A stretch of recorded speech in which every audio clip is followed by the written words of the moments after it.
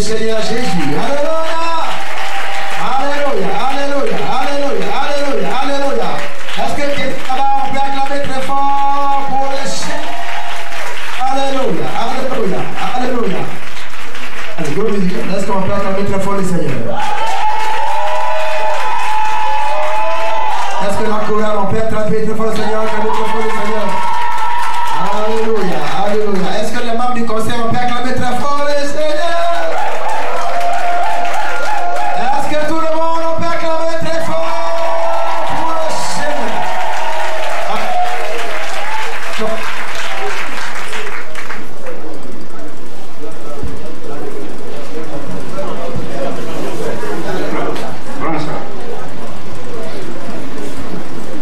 Gloire à Dieu. Alléluia.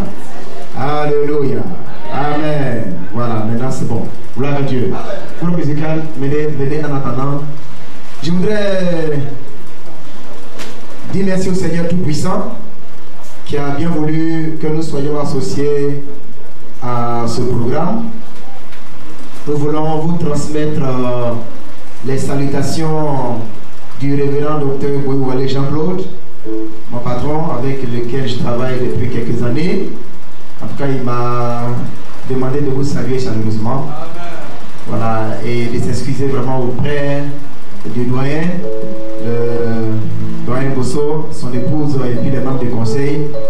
Mais il m'a dit qu'il va trouver un jour, en tout cas pour que lui-même il soit là en personne pour faire le culte avec vous.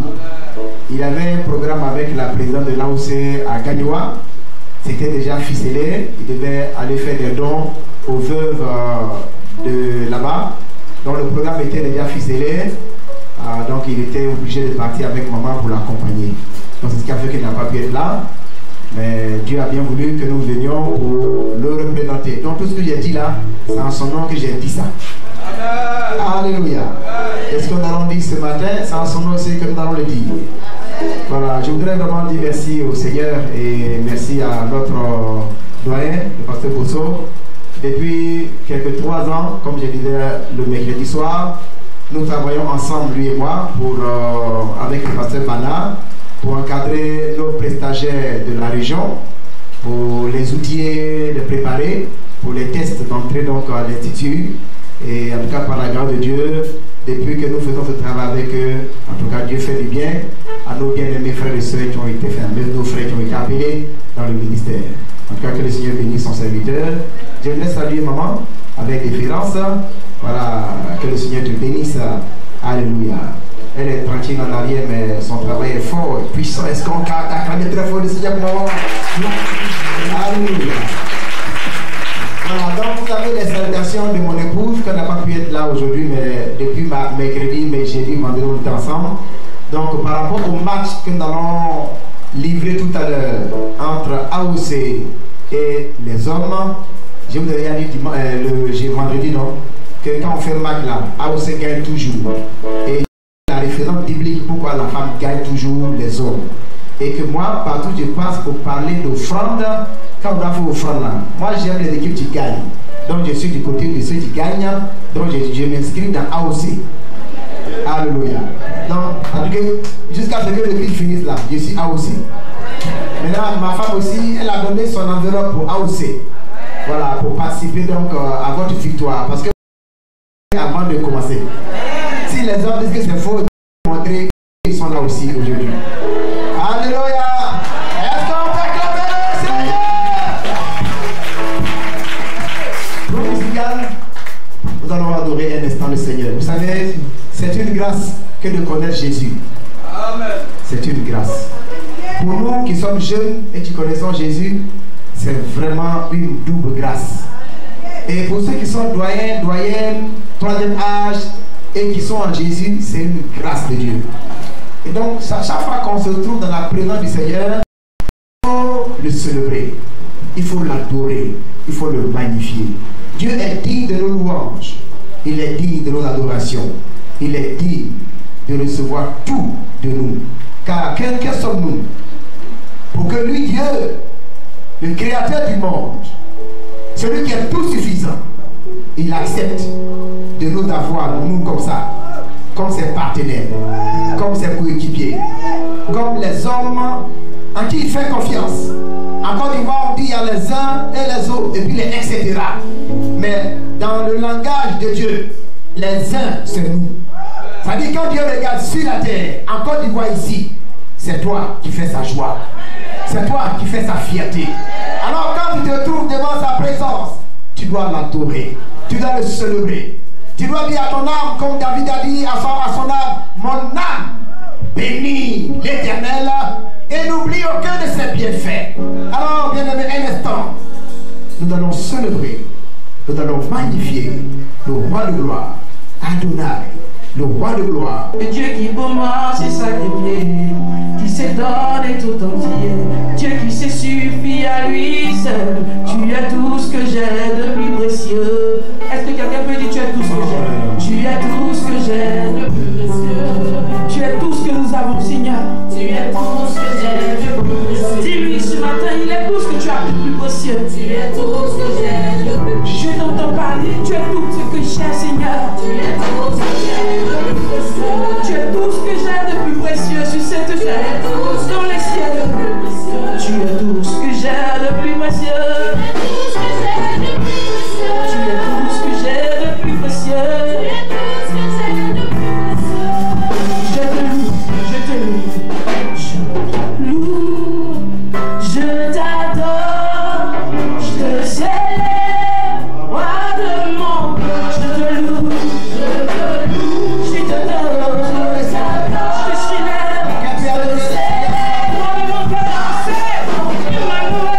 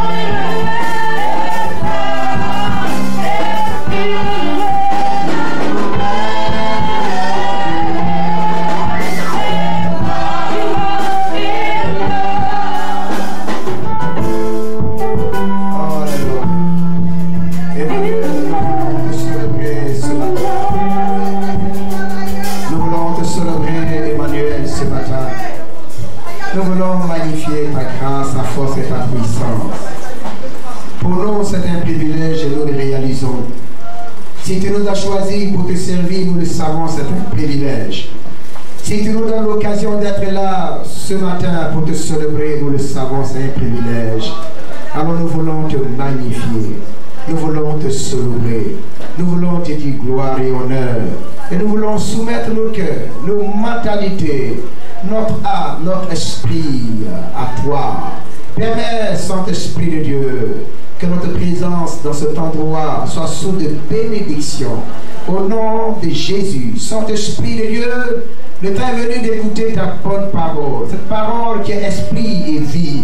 Cette parole qui est notre code de conduite pour que nous puissions savoir comment marcher pour glorifier ton nom. Je te prie ce matin de faire en sorte que notre mentalité soit réajustée sur ta parole, afin que nous puissions te ressembler. Tu connais les besoins de ton peuple, tu connais les besoins de mon frère, de ma soeur. Tu sais ce qui a triomphé des uns et des autres et qui fait que les uns et les autres sont comme découragés. Mais ce matin, par la puissance de ton esprit, ta parole qui déclare que tu envoies ta parole pour guérir nos maladies, que ta parole guérisse nos maladies ce matin et que nous puissions ressortir d'ici avec le cœur plein de joie, l'esprit renouvelé, l'âme reconnectée à toi, afin que gloire et honneur te reviennent à toi au nom de Jésus-Christ.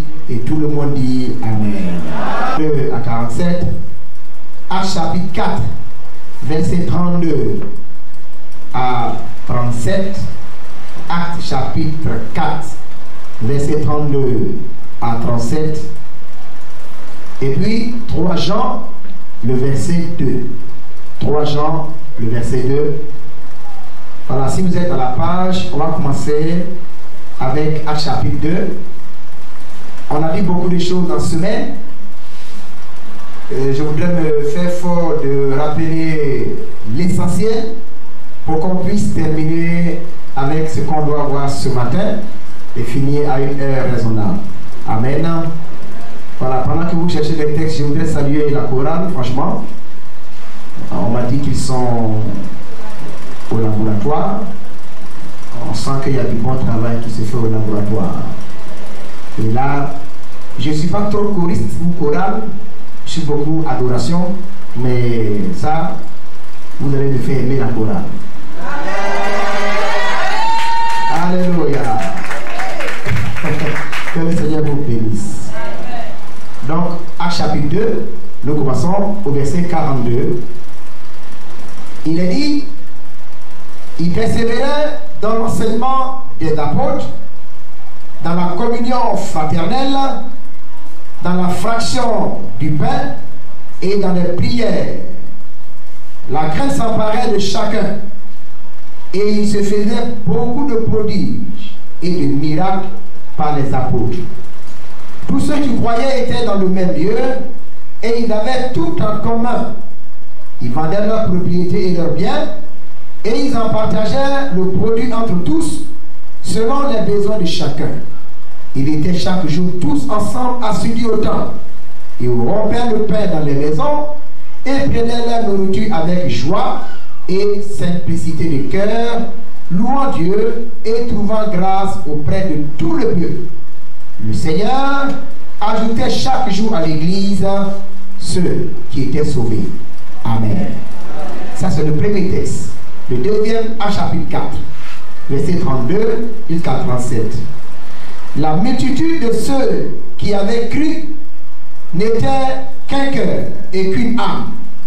Nul ne disait que ses biens lui appartenaient en propre, mais tout était commun entre eux.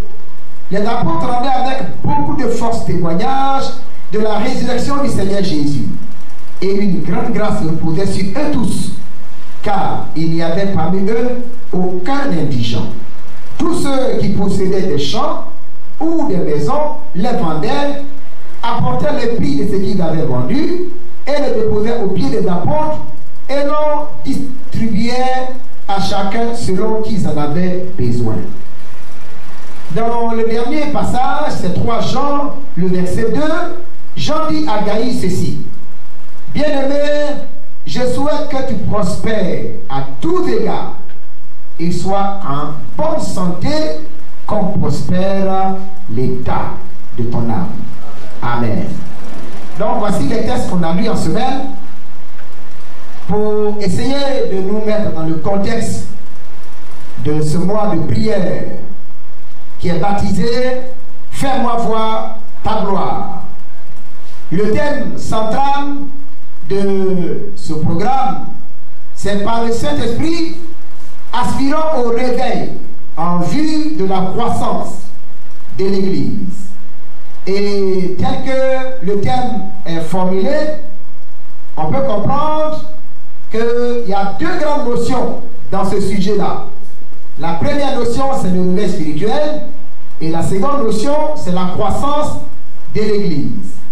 Dans ce sens, les 4 sous-thèmes qui ont supporté ce thème central ont été formulés dans ce sens. Et donc, ici, il ressort clairement que c'est le réveil spirituel qui est à la base de tout. C'est le réveil spirituel qui est à la base de la croissance spirituelle de l'Église. C'est le réveil spirituel qui est à la base de la croissance matérielle et physique de l'Église. C'est le réveil spirituel qui est à la base de la croissance numérique de l'Église. Mais également, c'est la croissance spirituelle ou le réveil spirituel qui est à la base de la croissance financière de l'Assemblée. Et vous savez que, en ce qui me concerne, mon sujet, c'est par le Saint-Esprit, aspirons au réveil spirituel en vue de la croissance financière de l'Église. Il s'agissait pour moi d'établir la relation qui existe entre le réveil spirituel et la croissance financière de l'Église locale. Ou, si vous voulez, dans quelle mesure le réveil spirituel peut influencer, ou peut entraîner, ou peut occasionner, ou peut impacter la croissance financière d'une église locale.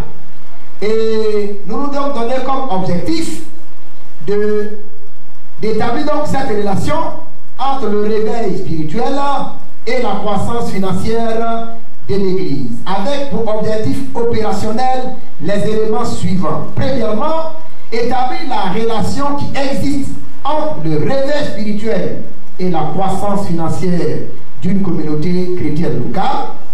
Deuxièmement, relever l'importance cardinale des finances dans la vie d'une communauté ou d'une église locale. Troisièmement, mettre en évidence un levier, un élément ou un facteur qui entraîne la croissance financière de l'église. Et ce levier-là, nous disons que c'est le concept de partenaire financier de l'œuvre de Dieu. Quatrième et dernier objectif, si nous savons tout ça, c'est d'encourager maintenant le peuple de Dieu à vivre comme des véritables partenaires financiers de l'œuvre de Dieu ici, à Denacel, pour que la croissance financière tant demandée, tant sollicitée puisse arriver, pour que le projet de Dieu ici puisse s'accomplir. Et pour cela, nous nous sommes donné le plan suivant. Notre plan, c'est en 3 parties. La première partie, les généralités. Les généralités. La deuxième partie, c'est la relation entre le réveil spirituel et la croissance financière de l'Église. La relation entre le réveil spirituel et la croissance financière de l'Église. Et le troisième point, ou la troisième partie, c'est le concept de partenaire financier de l'œuvre de Dieu, levier de la croissance financière de l'Église. Donc voici ce qu'on a essayé donc d'établir comme balise pour qu'on puisse avancer. Pour vous rappeler rapidement, pour ceux qui n'étaient pas là, pour qu'on soit au même niveau d'information, parce que ma tâche, elle est très lourde puisque je conclue le programme, n'est-ce pas? Fais-moi voir ta gloire, c'est un véritable honneur, et je voudrais dire merci au doyen, mais également c'est une lourde responsabilité, car tout honneur va avec la responsabilité. Est-ce que à la fin de ce programme, on va retenir quelque chose de bon? Si ce n'est pas le cas, il s'agira que c'est moi qui suis la faute. Si on a retenu quelque chose de bon, ça veut dire que j'ai joué mon rôle aussi. Alléluia. Je prie que le Seigneur me donne de jouer bien mon rôle. Alors, en tout cas, je ne veux pas qu'à la fin du programme, on ait dit non, moi je n'ai rien retenu parce que le pasteur Coco qui est venu terminer là, en tout cas, de toute façon, il a parlé, moi je n'ai rien compris dedans. Mais tu vas comprendre quelque chose dedans. Dis Amen. Tu vas comprendre quelque chose dedans. Et ce que tu vas comprendre dedans, là, ça va t'arranger. En semaine, j'ai dit que dans une église, ce dont on parle souvent, c'est ce que les chrétiens seront. Dans une église, il faut retenir bien ça. Ce dont on parle souvent là, c'est-à-dire les thèmes sur lesquels on prêche souvent, c'est ce que les chrétiens seront. Si on prêche souvent sur le réveil spirituel, l'église sera réveillée. Si on prêche sur la sanctification, l'église sera sanctifiée. Si on prêche sur la prière, l'église aura une vie de prière. Si on prêche sur l'argent, les chrétiens vont avoir l'argent. Donc moi, je suis venu pour parler d'argent, pour que tu aies l'argent. Alléluia. Parce qu'il y en a qui ont une peur bleue de l'argent. Quand on parle d'argent, ils ont peur. Leur cœur part comme ça. En semaine, on a fait le test du syndrome de la maladie de l'argent. On va y arriver tout à l'heure, je vais vous rappeler pour ceux qui ne savent pas. Soyez tranquille, vous allez retenir que j'ai avant de partir. Alléluia. Alors, donc, en semaine, on a dit ça et je pense que c'est important de rappeler. Parce que souvent, les gens pensent que l'église, on doit parler seulement de ce qui est spirituel et puis c'est fini. Non. Parce que le corps ou l'homme lui-même, quand on dit une personne, tu es formé de 3 parties. Tu es corps, tu es âme, tu es esprit. Alléluia. C'est pourquoi l'évangile de Jésus là, c'est un évangile qui prend en compte les besoins du corps, de l'âme et de l'esprit. Donc on dit que l'évangile de Jésus est un évangile intégral, un évangile holistique, un évangile complet. Donc pour que tu sois épanoui, pour qu'on dise que ton épanouissement est intégral, il faut que tu sois épanoui dans l'esprit, il faut que tu sois épanoui dans l'âme, il faut que tu sois épanoui dans le corps. En ce moment-là, on dit que tu es épanoui. Mais si tu es épanoui spirituellement seulement, et que tu n'es pas épanoui sur le plan âme, ou le plan émotionnel, ou le plan physique, ton épanouissement est bancal. Alors que Dieu ne veut pas qu'on soit bancal. Dieu veut qu'on soit droit. Il veut qu'on soit assis dans notre bon sens et vertu. Amen. Donc l'évangile de Jésus prend en compte à la fois les besoins de ton corps, les besoins de ton âme et les besoins de ton esprit. Dans une église où on ne prêche pas ça, ce n'est pas l'évangile de Jésus on prêche. Alléluia. Mais nous, on prêche ça. Donc vous êtes bien logés. Alléluia. Alors, en ce qui concerne les généralités liées à ce 4e sous-thème, on avait parlé de 4 éléments. 4 éléments. Le premier, on a relevé des vérités qui découlent du thème. Par le Saint-Esprit, aspirons au réveil en vue de la croissance financière de l'Église. Et moi, j'ai ajouté en vue de la croissance financière de notre assemblée, ici, de la scène. Et on a relevé 2 vérités. La première vérité qu'on a relevée, c'est que la croissance financière est le résultat du réveil spirituel. La croissance financière d'une église locale est le résultat du réveil spirituel. Deuxièmement, si tel est le cas, toute l'église doit aspirer ardemment au réveil spirituel pour que la croissance financière qu'on cherche puisse arriver. Amen. Voilà les 2 premiers éléments. Deuxième élément qu'on a vu, on a défini 2 notions. On a défini le réveil spirituel et on a défini la croissance financière.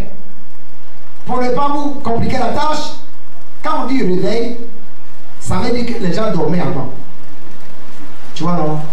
Quand on dit réveil, ça veut dire que tu dormais. Donc, quand on parle de réveil spirituel d'une assemblée, ça veut dire que le peuple revient à Dieu et met les priorités sur les choses spirituelles qui touchent l'œuvre de Dieu. Donc, la prière, la vie de sanctification, l'amour de la présence de Dieu, l'amour de la parole de Dieu, l'amour de l'évangélisation. Et en ce moment-là, Dieu vient comme pour visiter son peuple, pour que son peuple expérimente un temps de rafraîchissement spirituel. Donc le réveil spirituel, c'est une visitation. de Dieu dans une communauté. Et quand Dieu vit dans une communauté, alors les valeurs, les priorités de la communauté changent.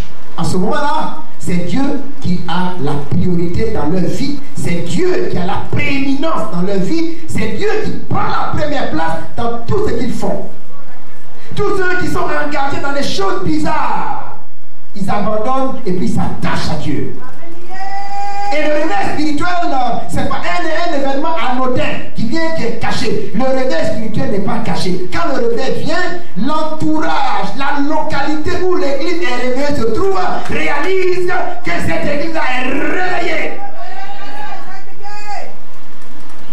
Deuxièmement, croissance financière. Donc là, on est en économie. Pour ne pas vous embrouiller, la croissance, ça veut dire qu'il y a augmentation. Il y a augmentation. Il y a augmentation. Il y a accroissement. Donc quand on parle de croissance financière de l'église, ça veut dire qu'il y a augmentation des résultats financiers d'une église locale. Ça veut dire qu'il y a accroissement par rapport à un temps T1 hier et à un temps T2 aujourd'hui. Ce que l'église gagnait à un temps T1 et puis ce que l'église gagne à un temps T2, il y a augmentation. Il y a une évolution positive. On va dire simplement, les offrandes ont augmenté. Oui, par exemple, tout à l'heure, le loyer a lancé une bonne nouvelle. On vient acheter groupe de 3 millions et quelques. Et puis maintenant, vous voyez, quelqu'un a envoyé 2 millions et quelques. Donc, ça, c'était pas là avant. Donc, si on ajoute à ce qui était là avant, il y a augmentation. Là, on dit il y a croissance. Amen. Alléluia. Et quand il y a croissance, l'église devient autonome. L'église devient indépendante sur le plan financier. Une église qui est puissante, chers frères, c'est une église qui est autonome sur le plan spirituel, donc ça veut dire qu'il y a les enseignements qu'il faut. C'est une église qui est bien organisée sur le plan administratif, mais c'est une église qui est autonome financièrement. Donc ça veut dire que les projets de l'église sont financés en interne. On ne cherche pas l'argent dehors, on cherche l'argent dedans. Ça veut dire que l'église là s'autosuffit. Alléluia. On ne fait pas comme l'Afrique. Pour aller chercher l'argent avec les gens de l'autre côté. Toujours FMI. Toujours Banque mondiale. Alors que tout est ici. Hein? Alléluia. Chers frères et chers sœurs, il ne faut pas que l'église soit comme l'Afrique. L'Afrique est riche, mais l'Afrique est pauvre. Ouais, non. Bon, moi, je suis géographe, hein. Donc vous allez sentir ça un peu dedans. Chers frères, ça me fait trop mal quand je pense à l'Afrique.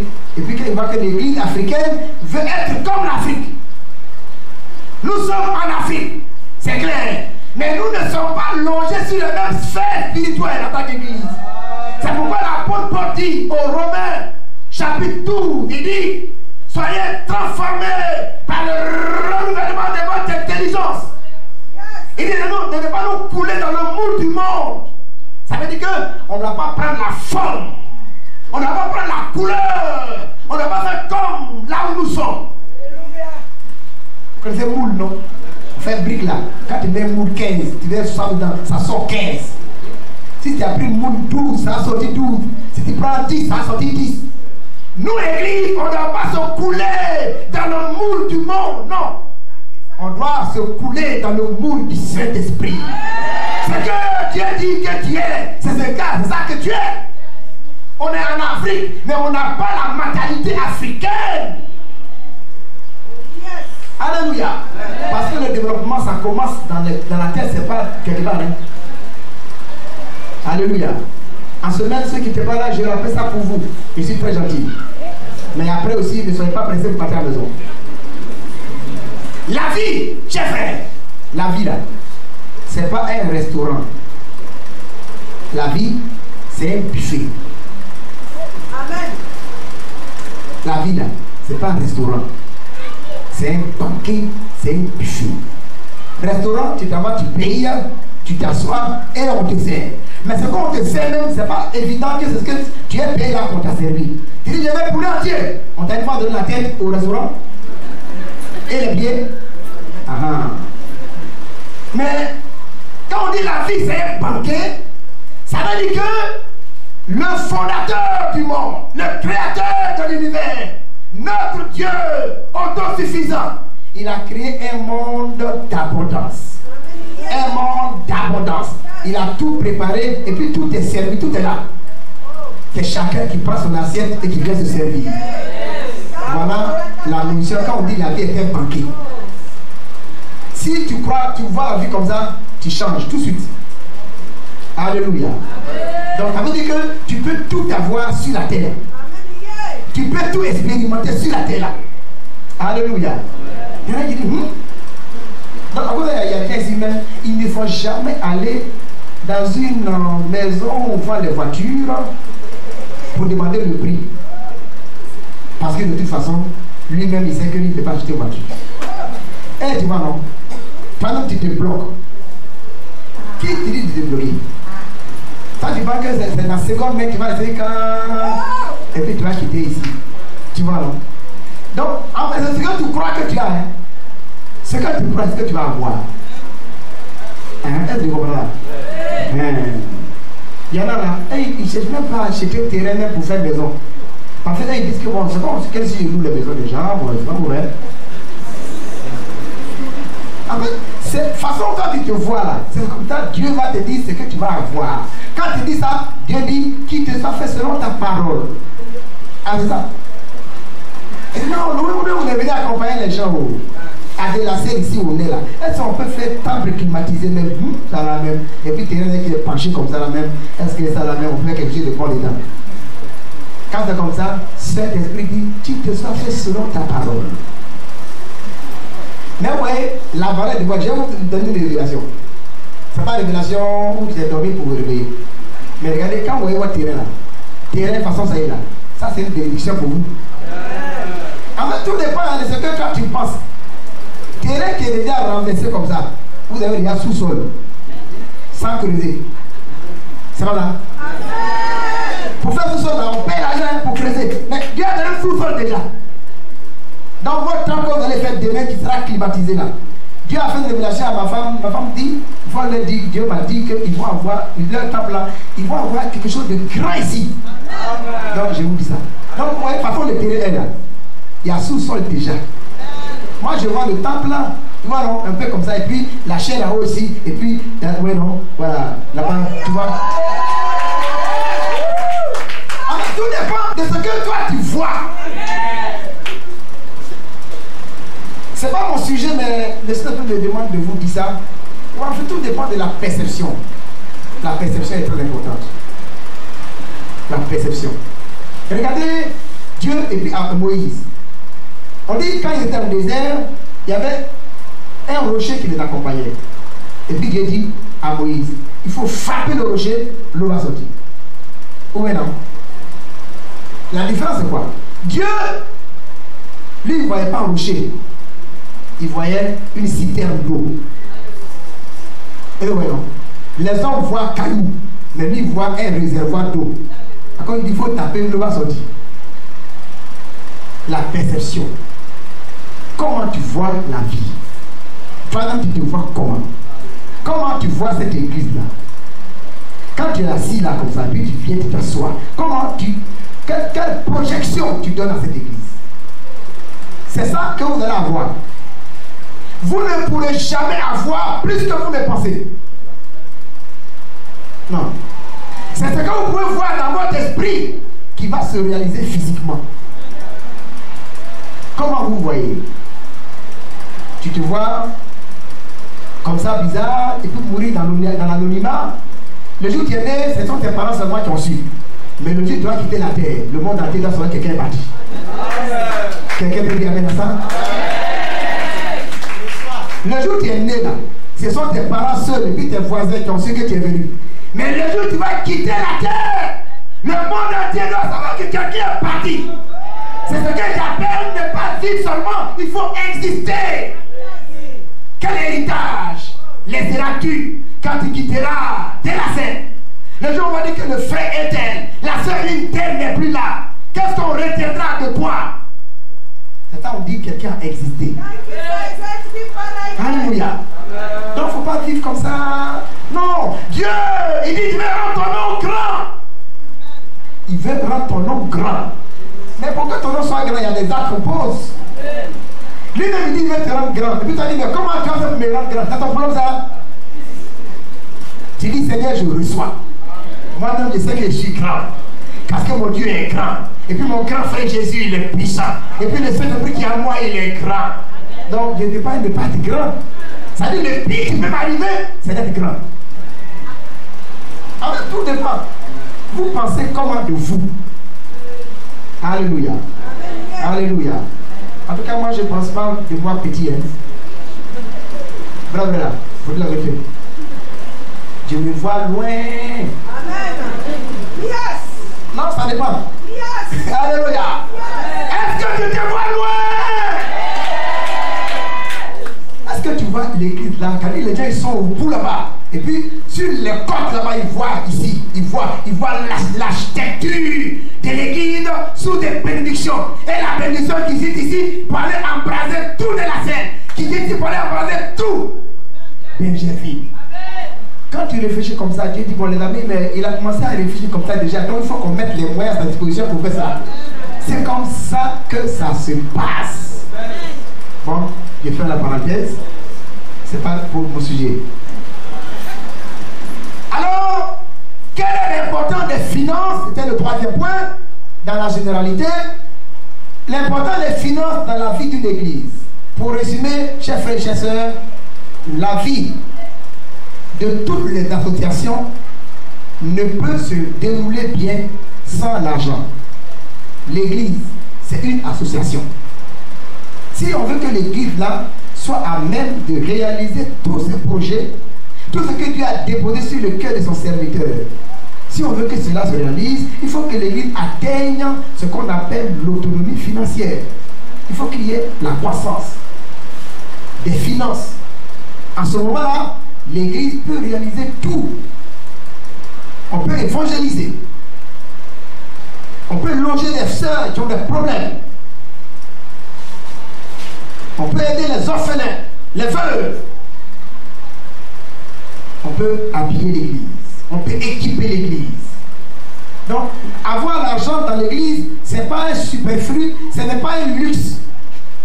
On parle trop d'argent à l'église. On parle trop d'argent à l'église, mais Dieu n'aime, il s'appelle l'argent.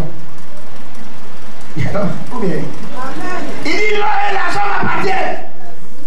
L'argent, c'est pour lui. Donc si on doit la donner, on doit prendre ça. Ou bien, alléluia. Souvent les gens ont blagué les chrétiens au début, on dit les chrétiens, il ne faut pas faire des affaires.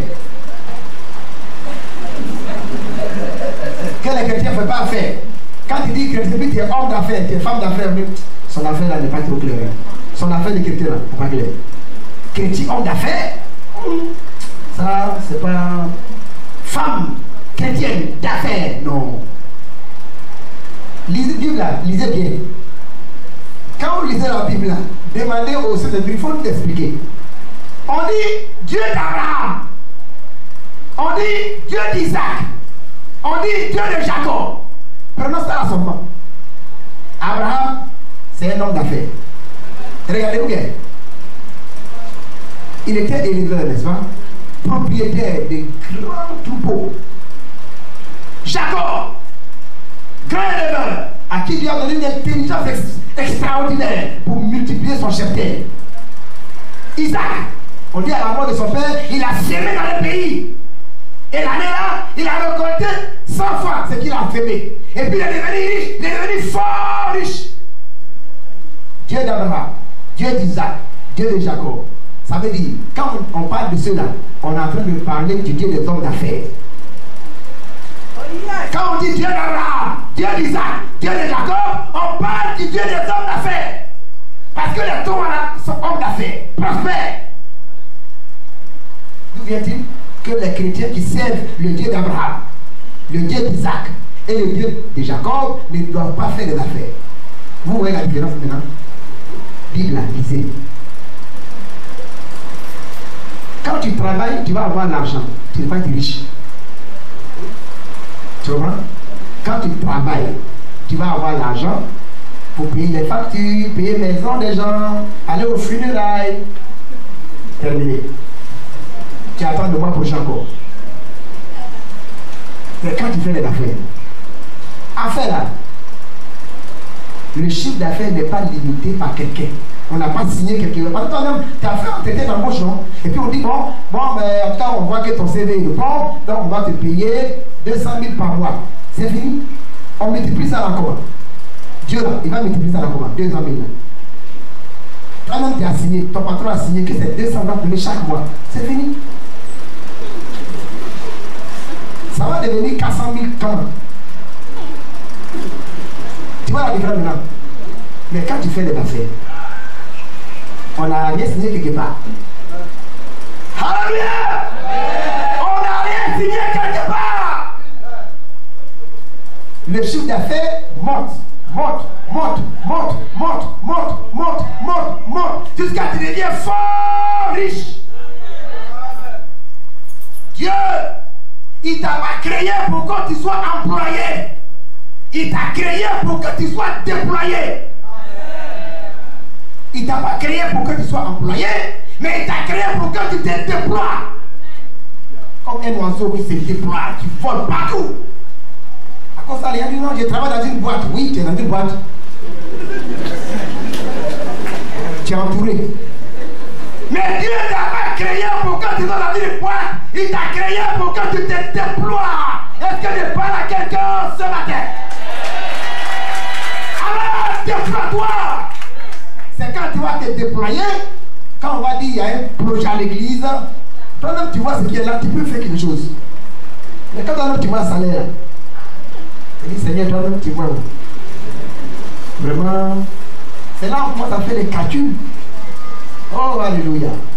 Donc que Dieu aide, ouvre nos yeux. Pour que même si tu travailles quelque part, il faut avoir une petite entreprise de côté. Alléluia. C'est comme ça qu'on devient riche. Sinon tu vas avoir l'argent, mais tu n'es pas riche.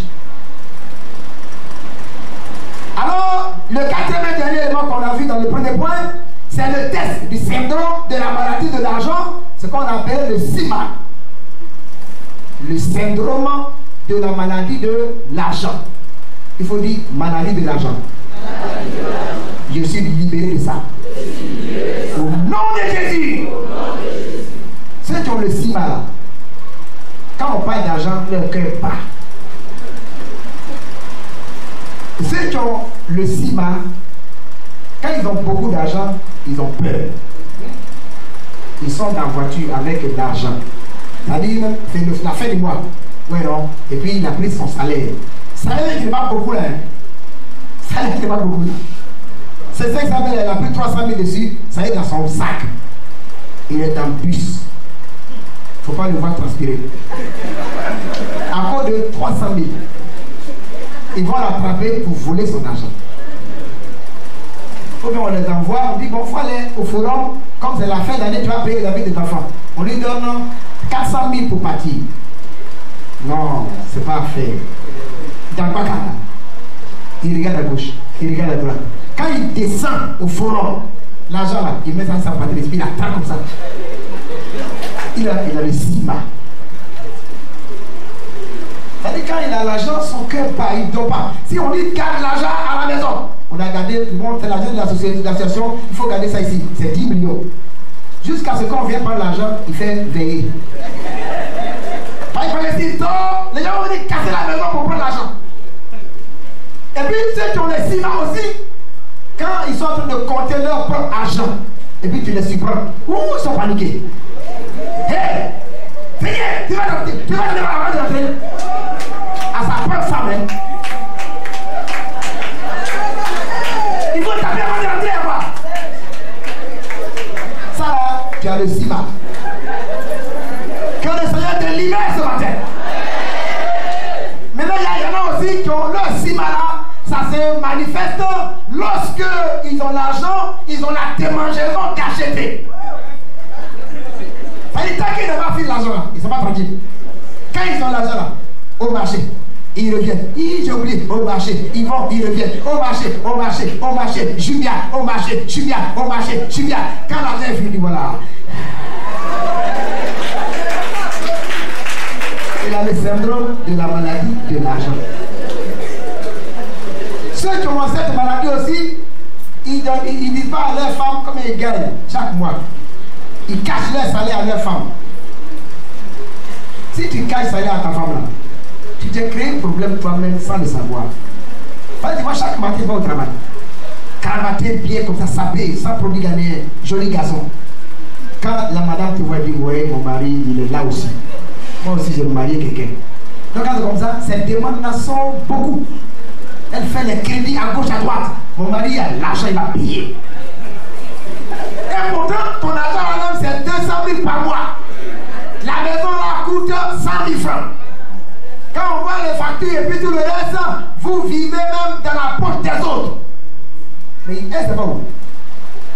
Il faut lui dire, Coco, tu vois, chaque jour aussi, ça peut parler au boulot comme ça.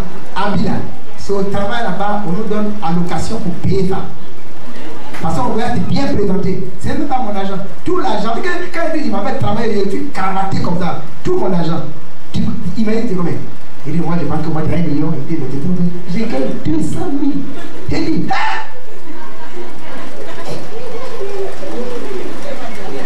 Il y a quoi? Tu vois, là, comme ça, là, elle va compatir à ta souffrance. Mais là, tu caches. Et puis tu souffres. Aussi longtemps que tu cacheras, on te demandera les choses que tu dois payer. Donc, dès ce matin, quand tu quittes ici, là, tu dis, viens. J'ai quelque chose à te dire. Moi, mes enfants, ils savent ce qu'ils gagnent. Mes enfants, ils savent ce qu'ils gagnent. Je leur dis, voilà, soutien le temps, voilà ça. Donc, quand il fait ça, vous m'envoyez, non? Où est-ce qu'il est là? Mais nous, on vit par la foi. Alléluia. Donc, quand il y a un étudiant, il y a quelque chose qui devait te dire, j'ai oublié. Mais aujourd'hui, il faut que je te dise pourquoi. Avant qu'on est en 2023. Oh yes! Salaire, voilà le papier là, regarde, folie. Voilà mon bulletin là. Il dit, qui? Mon mari, même Moïse qui a donné mon bulletin aujourd'hui. Il dit, regarde le bulletin là. Il regarde, chérie, tu dis quoi? C'est ça, tu gagnes. Oui. D'accord, j'ai compris. C'est fini qu'on a été délivré. Ton 2023 a réussi. Amen. Que le Seigneur nous bénisse. Deuxième chose qu'on a vue, c'est la relation qui existe entre le réveil spirituel et la croissance financière de l'Église. On a vu 5 points. Je vais rappeler simplement sans les commenter pour qu'on puisse avancer. Le premier point qu'on a vu, le réveil spirituel engendre le réveil de la libéralité et de la générosité. Quand il y a un réveil spirituel dans l'église, alors ça s'accompagne de frères et sœurs qui sont généreux. Deuxièmement, le réveil spirituel pousse les fidèles de la communauté à mettre les intérêts du royaume de Dieu au-dessus de leurs intérêts. Quand il y a le réveil, dans l'église où il y a le réveil, les chrétiens peuvent se déprogrammer pour que les intérêts de Dieu passent en premier. Pour que le projet de Dieu se réalise d'abord. Troisièmement, lorsque le réveil spirituel atteint sa vitesse de croisière, le peuple de Dieu donne avec foi pour l'homme de Dieu sans calculer avec abondance. Quand il y a le réveil, le peuple donne sans calculer avec abondance. Quatrièmement, lorsqu'il y a le réveil spirituel, les portes de la prospérité s'ouvrent pour beaucoup de fidèles dans la communauté. Parce que le réveil envoie des projets à faire. Le réveil envoie des activités à accomplir. Donc Dieu, de façon stratégique, il bénit des frères, il bénit des sœurs, il ouvre des portes de la promotion à des frères et des sœurs dans l'église pour que ceux-là puissent soutenir les projets qui sont liés au réveil. Donc quand il y a un réveil, Dieu bénit l'église. Dieu bénit les frères et ceux qui travaillent dans l'église. Dieu ouvre des portes pour que les frères, les marchés qui sont restés bloqués des années, Dieu ouvre les portes. Les factures impayées depuis des années, Dieu ouvre les portes. Parce qu'il sait qu'il y a des projets qui viendront où son serviteur va demander de donner de l'argent. Alors, il bénit les frères de façon stratégique. Il bénit les sœurs de façon stratégique pour que cela puisse apporter, pour que l'œuvre avance. Amen. Cinquième et dernier élément, lorsque le royaume, le réveil spirituel est là, les riches de l'église sont sensibles au projet de Dieu et aux difficultés des frères et sœurs dans l'assemblée. Quand il y a le réveil, les riches sont sensibles au projet de Dieu et même aux difficultés des frères et sœurs qui sont dans l'assemblée. Je l'ai dit en semaine, chers frères, quand il y a le réveil, on ne peut pas accepter d'avoir beaucoup pendant que l'autre n'a rien du tout. C'est ce que les premiers chrétiens faisaient. On dit qu'ils mettaient tout ensemble. Donc les premiers chrétiens vivaient selon le régime de la communauté des biens. On dit ceux qui avaient des propriétés, qui avaient des champs et des maisons, ils les vendaient et ils apportaient le prix aux apôtres. Et puis on faisait le partage selon ce que chacun aura besoin. Vous voyez ça? C'est quand il y a un réveil qu'on peut faire ça. S'il n'y a pas de réveil, l'égoïsme naturel de l'homme fait que lui, il veut avoir lui seul pour qu'on parle de lui. Mais quand il y a un réveil, on ne peut pas accepter que l'autre soit dehors, l'autre soit dans la faim, pendant que nous mangeons, et puis notre ami là, c'est la poubelle. Il y en a leur camarade, c'est la poubelle. Il finit de manger, il verse dans la poubelle. Pendant qu'il y en a d'autres qui n'ont pas mangé dans l'église. Chers frères et chers sœurs, en tant que chrétiens et chrétiennes, faisons en sorte qu'au moins chaque mois, notre argent va vers quelqu'un dans l'église. On paye nos dîmes, on paye nos offrandes, c'est vrai. Mais la communion fraternelle exige et implique qu'on prenne soin les uns des autres. Au lieu de se mettre à insulter les frères, les sœurs, pour dire, oh, c'est la même, de toute façon elle vit là. La jeune c'est la même, son affaire n'est pas claire, n'est pas mariée, de toute façon elle fait là. Les amis, une jeune sœur n'est pas différente d'une femme dans le monde qui n'est pas mariée et qui a son âge. Elles ont les mêmes besoins. Il faut qu'elle se fasse pimpante pour que quand même un frère puisse la regarder un jour aussi quand même. Parce que de toute façon, c'est l'extérieur qui attire, quoi qu'il en soit. Même si c'est l'intérieur qui retient, mais c'est l'extérieur qui attire d'abord. Donc il faut qu'elle fasse pédicure, manucure, ziédicure, chevêdicure, tout ça. Mais tout ça, il y a un prix. Parce qu'elle va se faire de façon, vous allez dire, c'est quoi ça? C'est quoi ça? C'est quoi ça? Et puis tu vas te laisser séduire par les soeurs qui sont dehors là-bas. Les femmes qui sont dehors là-bas. Alors que les soeurs qui sont ici là, c'est à cause de toi elles sont là. Je parle à un frère. Faites en sorte que les prières soient exaucées un jour, il y a quoi?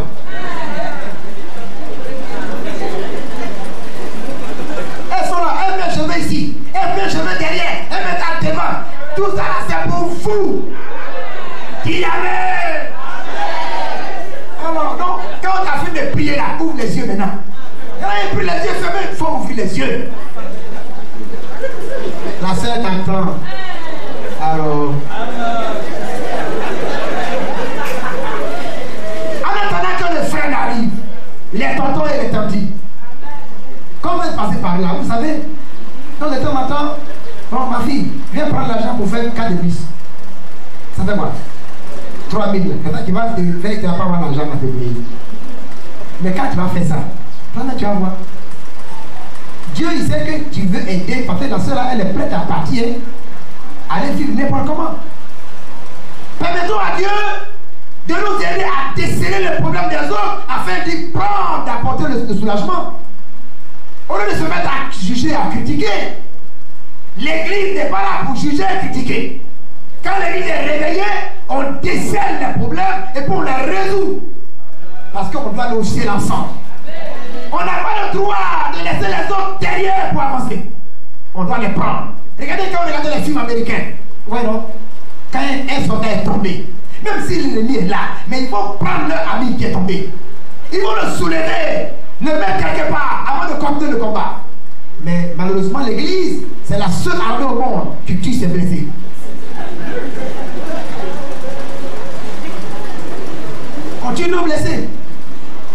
Il n'a pas dit l'effort. Elle est toujours dit, voilà. C'est bien fait pour toi. Ton frère Christ, hein? Un frère, une soeur pour qui Jésus a répandu son sang. Tu dis c'est bon. Tu fais le travail du diable. Que le Seigneur nous aide.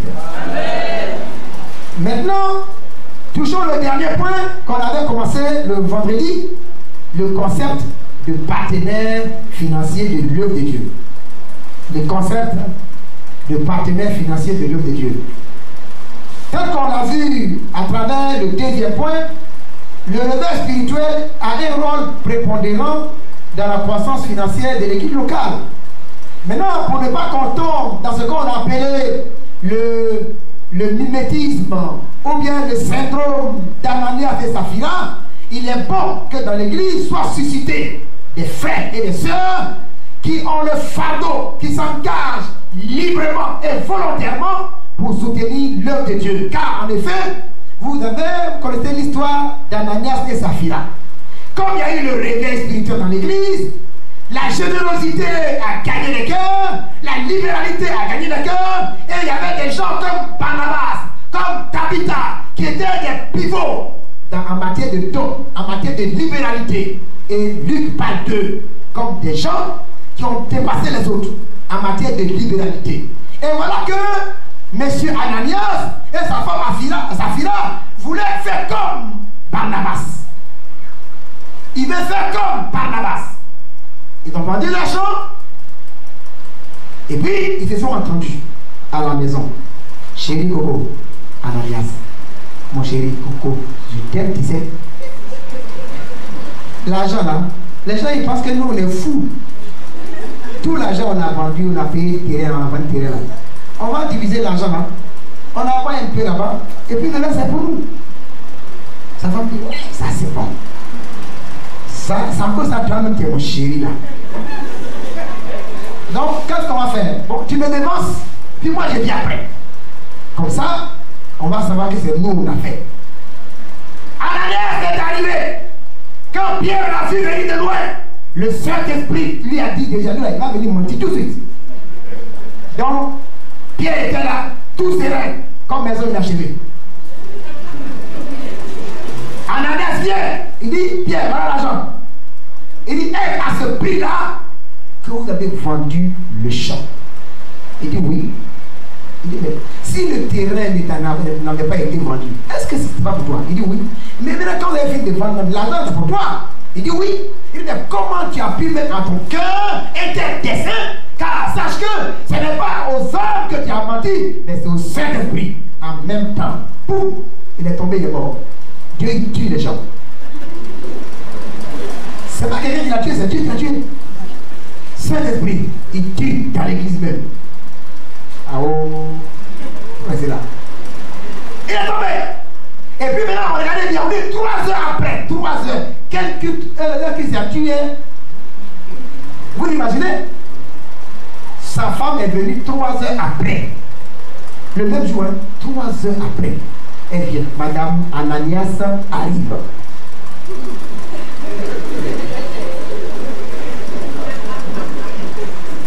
En fait, comment on peut comprendre l'église qui a commencé jusqu'à bien 3 heures après? Ça permet de comprendre que elle veut qu'on puisse l'acclamer. Puis elle va dire, voilà les amis, attendez. Les musiciens, attendez un peu. Chorale, coupez le chant. Il y a une partenaire de Dieu qui arrive. C'est son mari, tout à l'heure qui a donné l'argent. Donc acclamons pour elle. Mais c'était mal connaître le Saint-Esprit. Saint-Esprit dit, moi-même, je vais me charger de t'acclamer. Alors Pierre lui demande, est-ce que c'est à ce prix-là que vous avez vendu le champ? Il dit, mais oui. Il dit, mais toi et puis ton mari là, comment vous êtes entendu comme ça pour faire complot pour mentir au Saint-Esprit? Voilà les gens qui ont enterré ton mari, ils vont te prendre tout de suite là. Au moment où Pierre parlait, boum, elle est tombée. Deuxième mort dans l'église, même jour. C'est un culte, on va pas dire culte mortuaire, mais vraiment, ça descend. Donc pour éviter ça, c'est pourquoi nous parlons maintenant de partenaires financier de l'œuvre de Dieu. Il y en a qui veulent, c'est-à-dire quand il y a générosité, au lieu d'utiliser ça pour que l'œuvre de Dieu avance, et ils veulent l'utiliser pour se faire un nom. Pourquoi on parle de quoi? Ça, c'est ce que j'appelle le syndrome Ananias et Saphira. Que ce ne soit pas ton cas. Ici, je sais qu'il n'y a pas Ananias et Saphira. Je sais qu'ici, il y a des Barnabas et des Tabitha. Alléluia! Car de toute façon, pour que l'église ait une croissance financière, il faut qu'il y ait des Barnabas. Il faut qu'il y ait des Tabitha. Tabitha, elle était couturière. Moi, je l'appelle styliste, modéliste. Elle fait des tuniques. Et puis, elle donne ces tuniques-là aux veuves dans l'église pour les habiller. Voilà son travail. Vous voyez ça, non? Voilà son travail. Et puis, elle est morte. On dit, toi, tout le monde va mourir. Mais Tabitha, tu ne mets pas, on ne t'enterre pas. Pourquoi? Parce qu'elle est utile. Mais il y a des gens, ils sont là-haut. Ils ne sont pas là-haut. Ils sont malades. Ils sont malades. Ils ont voyagé. Leur présence est égale à leur absence. Quand c'est comme ça, ton affaire arrive là, ça ne touche personne dans l'église. Il te sera fait comme tu as fait. Ils font discrimination. Ce n'est pas discrimination, c'est cet esprit qui fait ça. Il y en a, on dit mariage. Et ils ne vont pas là-bas. Et puis là, tu te maries un jour. Personne ne vient là-bas. C'est le pasteur, sa femme, avec quelques membres du conseil et le dirigeant. Avec la chorale, tu es obligé de venir chanter. Tu vas faire mariage avec les femmes, avec les chaises vides. Parce que tu ne fais pas pour les autres. On dit on est en communauté. Ce qu'on fait en communauté ne t'intéresse pas. Mais quand ton tour va venir là, ça ne va pas intéresser les gens. Dieu va faire en sorte que les gens soient occupés quand ton tour va arriver. Il y en a, ils se marient, c'est comme si c'était qui même, n'est-ce pas? Quand il y a un problème là, tout le monde est touché. Mais parce que, là, ils servent Dieu, ils aiment les autres. Quelqu'un a dit, si tu veux avoir des amis, il faut te comporter en ami. Les gens ont un problème, ça ne te dit rien. Mais les autres ont un problème, ça ne dit rien à personne. Ou bien, il y en a quand tout est fini là. À cause d'eux, ils aiment s'asseoir, c'est pas vous qui êtes vraiment aujourd'hui là. C'est pas vous. Voilà. À cause d'eux, ils aiment s'asseoir derrière là-bas, dernièrement. Quand on dit Amen, pouf, il est parti. 10 ans, il est dans l'église là. 20 ans, il est ici. Personne ne le connaît. Quand il y a un problème là, comment on va t'aider? Moi je suis malade, on ne vient pas me saluer. Mais qui sait bien que tu es là même? Il y a des gens, il y en a là, quand on n'a pas vu, il y a un culte là, on ne peut pas ne pas savoir que la personne n'est pas là. Quand elle n'est pas là, on sait qu'elle n'est pas là. C'est ça, non? Il y en a ici, non? Amen. Alléluia, ils sont beaucoup ici, non? Oh yes. Alléluia, voilà. Elle là, si elle est, maman qui est là, si elle n'est pas là, tout le monde sait qu'elle n'est pas là. Oui, non? En fait, je dis ça simplement pour que vous compreniez que souvent, il y en a qui ont des problèmes et puis il ne faut pas visiter, ils se plaignent, mais ça dépend de toi-même. On ne te connaît pas où. Le pasteur là, il n'est pas Dieu. Il y a un de nos prestataires, il a fait une théorie. Bon, c'est pas très juste, mais c'est pas mal quand même. On dit homme de Dieu. Homme de Dieu. Ça veut dire qu'il y a un côté homme, et puis il y a un côté Dieu. Donc quand, en tant que son côté homme, il ne sait pas tout. Il ne sait pas tout. Donc quand tu n'es pas là, si on ne te voit pas, on ne sait pas que tu n'es pas là. Parce que tu n'es même pas visible même. Tu te caches derrière là-bas. Des fois tu veux, il n'y a pas de place, tu es au fond là-bas, puis tu sors après pour aller à la maison. Donc à partir d'aujourd'hui, il faut te montrer. Il faut te montrer. On n'a qu'à te connaître.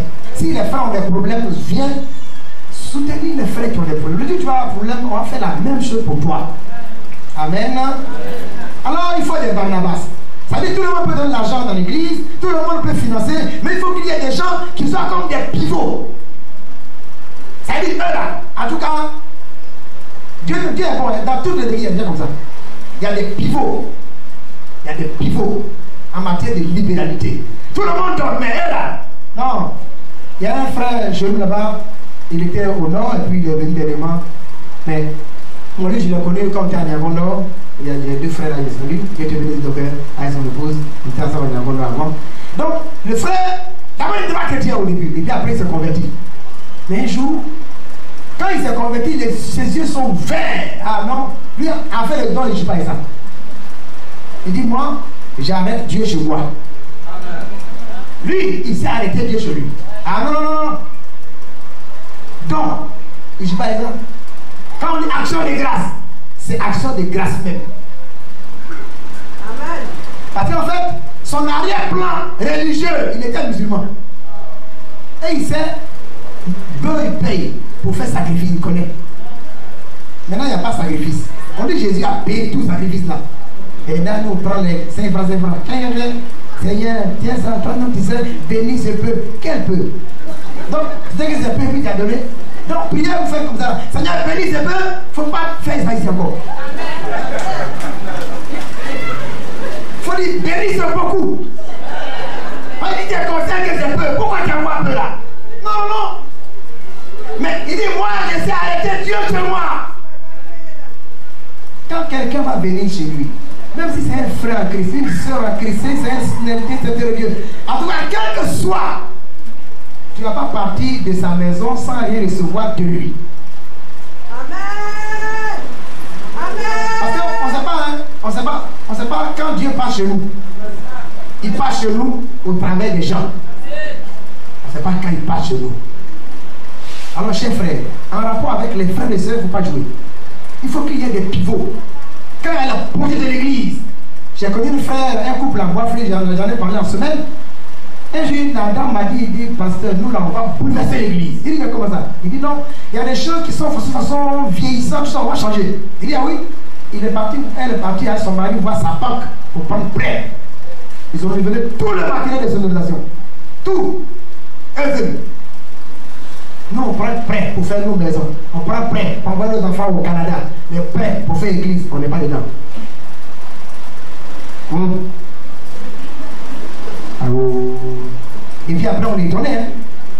Mais quand ils ont fini de faire ça, Dieu dit, moi, je suis le pivot parmi les donateurs. Personne ne me dépasse. Quand ils ont fait ça, Dieu dit, je vais vous montrer que moi, là, je sais donner quand on me donne. Ah, Dieu, c'est un garçon. Il y a un frère, Dieu l'a tellement béni. Il dit, il veut un témoignage. Il est venu, il a pris le micro là. Il ne sait pas ce qu'il m'a dit. Il a pleuré jusqu'à... Il pleure. Quand il voit ce qu'il y avait tellement grand, il pleure. Il dit, non, non, Dieu c'est un garçon. Dieu c'est un garçon. Dieu c'est un garçon. Il est parti. Voilà. Non, les frères et les sœurs, c'est pas pour vous blaguer. Dieu c'est un garçon. Quand il veut faire, il fait. Personne ne peut l'arrêter. Il dit, toi, premièrement, tu vas chercher un bout de trucs pour aller faire. Elle est médecin, et vous allez faire un master à Bordeaux. Elle a fait plusieurs, ça n'a pas marché. L'année là, quand elle a fait 2 mois après, on lui a envoyé la bourse. Tout frais payé. On paye le billet d'avion. Elle devait aller 4 fois. On paye le billet d'avion, aller le tout. On paye le séjour, puis on paye la formation pendant 3 ans. Amen. Tout frais payé. Actuellement, elle a fini, elle est venue. On a donné maintenant chef de département quelque part là-bas dans Belvedere.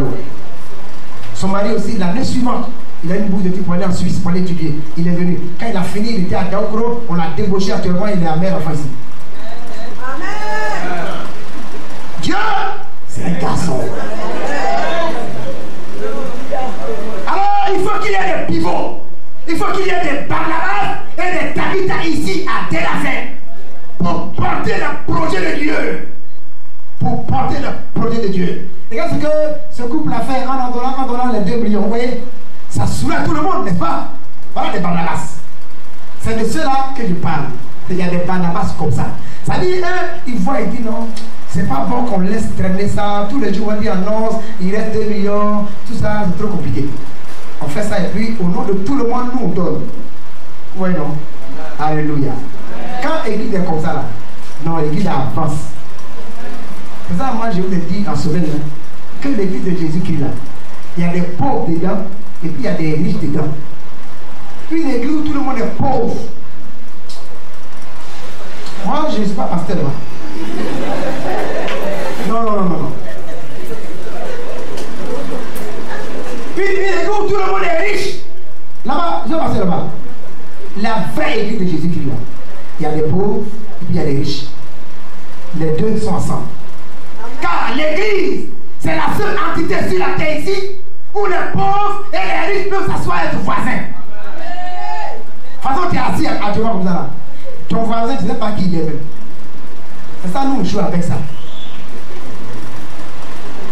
Église là, on ne joue pas avec. Où tu es assis là, si on demande CV de chacun, tu vas dire, hé, un peu. Ah bon. Ça dit, si ce n'est pas affaire de Jésus, il y a des gens là, tu ne vas jamais les voir quand tu vas quitter la terre. Mais actuellement, ils sont ton voisin. Dans l'église où il fait chaud comme ça, il est ton voisin. Ça, c'est Jésus qui fait ça. Donc, ça pour ça, on doit être fiers d'être chrétien. Mais les chrétiens, ils passent comme ça, ils font pitié. Un chrétien triste, c'est un triste chrétien. Un chrétien, il doit faire envie. Quand on te voit là, on doit avoir envie de vivre. En tout cas, moi, j'ai pas de pitié. Est-ce que quand on me voit, il va pitié? Je suis loin même de pitié même. Ah. Alléluia. Bien-aimé, il ne faut pas faire pitié. Ton Dieu est grand. Quand il parle là, tout se met en place. Même si tu n'as personne et que tu as Dieu, tu as la majorité. Non, maintenant, ton cœur part pourquoi? Ton cœur part pourquoi? Vis ta vie. Ce que tu vis actuellement là, c'est une étape pour atteindre ce que tu as prévu pour toi. Parce que la fin de ton histoire, c'est pas misère. La fin de ton histoire, c'est pas déception. La fin de ton histoire, c'est pas confusion. La fin de ton histoire, il est écrit gloire.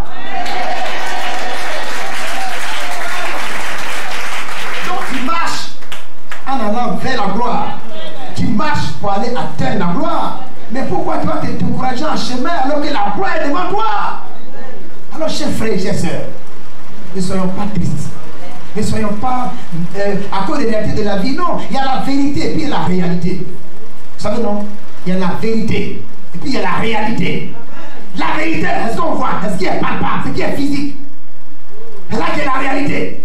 Actuellement, tu dors bizarre dans des endroits façon. Tu loues maison des gens façon. Tu n'as même pas voiture, tu te débrouilles pour venir au culte. Ça, c'est la réalité. Mais la vérité, c'est ce que Dieu dit que tu as. La vérité, c'est ce que Dieu dit que tu auras dans un futur très proche. Et cela ne dépend pas des noms, cela ne dépend pas du pays, cela ne dépend pas des circonstances, cela dépend de celui qui est assis sur le trône et qui appelle à l'existence ce qui n'est pas. Ça dépend de lui. Et très bientôt, il se lèvera le terre sur la terre et il parlera pour toi. Quand il parle, tout se met en ordre. Quand il parle pour toi, tout se met en ordre. Alors, chers frères et chers sœurs, vis ta vie. Sois heureux. Vis ta foi. Ne vis pas par la vue. Vis par la foi. Car la Bible dit, mon juste vivra par la foi. Amen. Alors, parlons des partenaires. Qu'est-ce qu'un partenaire, rapidement? C'est une personne qui est en alliance avec Dieu et qui choisit librement et souverainement et volontairement de mettre ses biens au service de l'œuvre de Dieu. Pas le partenaire financier. Pour parler de partenariat, on avait parlé de deux types. On a dit qu'il y a des partenaires qui sont spirituels et puis il y a des partenaires qui sont financiers. Quand vous lisez dans Luc chapitre 8, le verset 1 à 3, on n'a pas le temps de le lire, mais vous verrez que dans ce texte-là, il y a deux partenaires. Il y a les disciples qui suivaient Jésus, et puis il y avait des femmes. Des femmes qui ont bénéficié du ministère de Jésus, qui ont été libérées des démons, de maladies, et la Bible déclare que ces femmes-là assistaient Jésus de leur bien. Et c'est là, je vous ai dit, voilà le fondement biblique de la victoire des AOC sur les hommes partout. C'est ça. Pendant le ministère de Jésus, là, c'est les femmes qui finançaient son ministère. Donc les femmes là, qui sont converties, elles ont pris ce gène là. C'est un gène spirituel là. Un gène spirituel là, qui fait que la femme, même quand elle n'a pas beaucoup d'argent, elle est à même de donner le peu qu'elle a. Et comme Dieu multiplie le peu qu'on donne, car le Dieu que nous servons, c'est le Dieu de la multiplication. C'est le Dieu de la plénitude. Lui, il n'est pas lié à tes 5 pains et à tes 2 poissons. Quand il donne tes 5 pains et tes 2 poissons, il est capable de faire ce que nous tous, on ne peut pas faire. Il est le maître de la multiplication. Et c'est pourquoi les femmes, elles atteignent leur argent dans leur petit sac ici. Et puis quand elles donnent, quand on finit de compter, elles vont gagner les hommes. Alléluia. Et tout à l'heure, elles vont le démontrer encore. Amen. Est-ce qu'on se peut acclamer le Seigneur?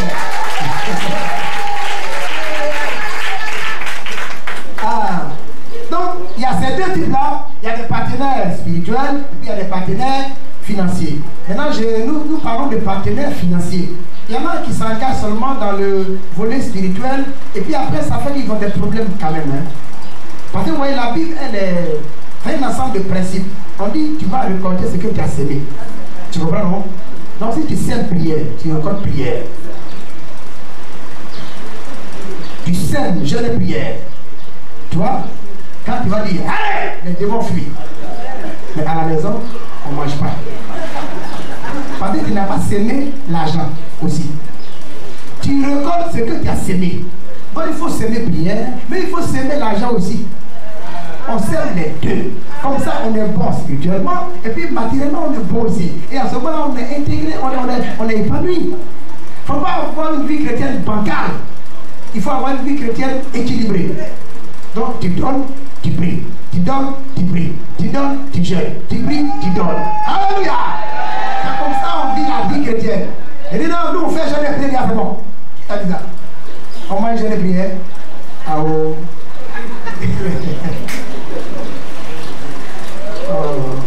Que le Seigneur nous bénisse. Donc il y a des implications. Le fait d'être partenaire de Dieu, il y a des implications. La première implication, il faut un contrat de confiance. Si on ne fait pas confiance en Dieu, on ne peut pas être partenaire de Dieu.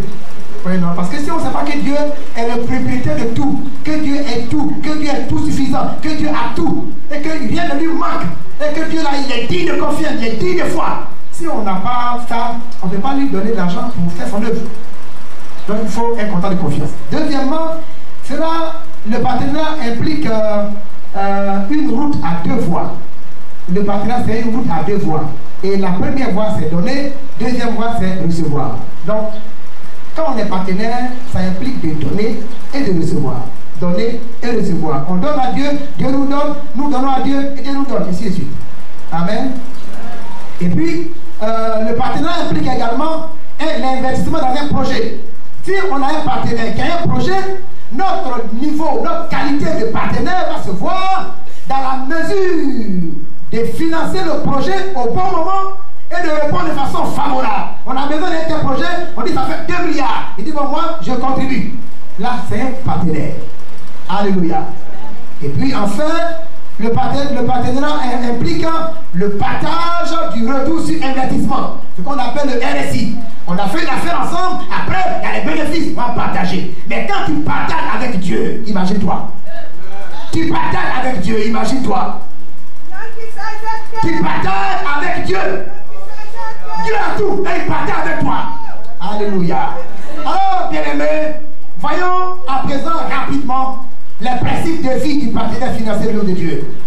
Et à ce niveau-là, je voudrais vous conter l'histoire d'un officier américain qui, le jour de son baptême, a pris l'engagement solennel de payer la moitié du salaire mensuel de son pasteur.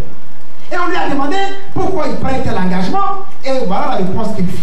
Il dit, le jour de mon baptême, mon portefeuille a été baptisé en même temps que moi. Est-ce que ton portefeuille a été baptisé en même temps que toi? Il y en a qui sont baptisés, mais leur portefeuille est encore très très païen. Alors, le premier principe, le style de vie. Et quand on dit on est partenaire de l'homme de Dieu, c'est pas dans la bouche, hein? C'est pas dans la bouche. Il y a des choses qu'on fait qui nous montrent qu'on est vraiment partenaire. La première chose, ou le premier principe de vie de cet homme ou de cette femme-là, il dit, ma foi et mes richesses matérielles sont indissociables. Ma foi et mes biens matériels sont indissociables. Il y en a qui pensent que on ne doit pas mettre la foi et l'argent ensemble. Les deux là, on ne peut pas les séparer. Le niveau de conversion de quelqu'un va se voir à sa façon de gérer l'argent, à son attitude par rapport à l'argent. Et on l'argent, on ne touche pas. N'est-ce pas? Quand on est converti, il y a beaucoup de choses qu'on cherche par rapport à l'argent. N'est-ce pas? En ce moment, on a vu comme le temps passe, il ne peut pas rentrer dans tous les détails, mais vous voyez ce que Jean-Baptiste a dit à ceux qui sont venus le voir. Il dit, nous là, on va faire quoi?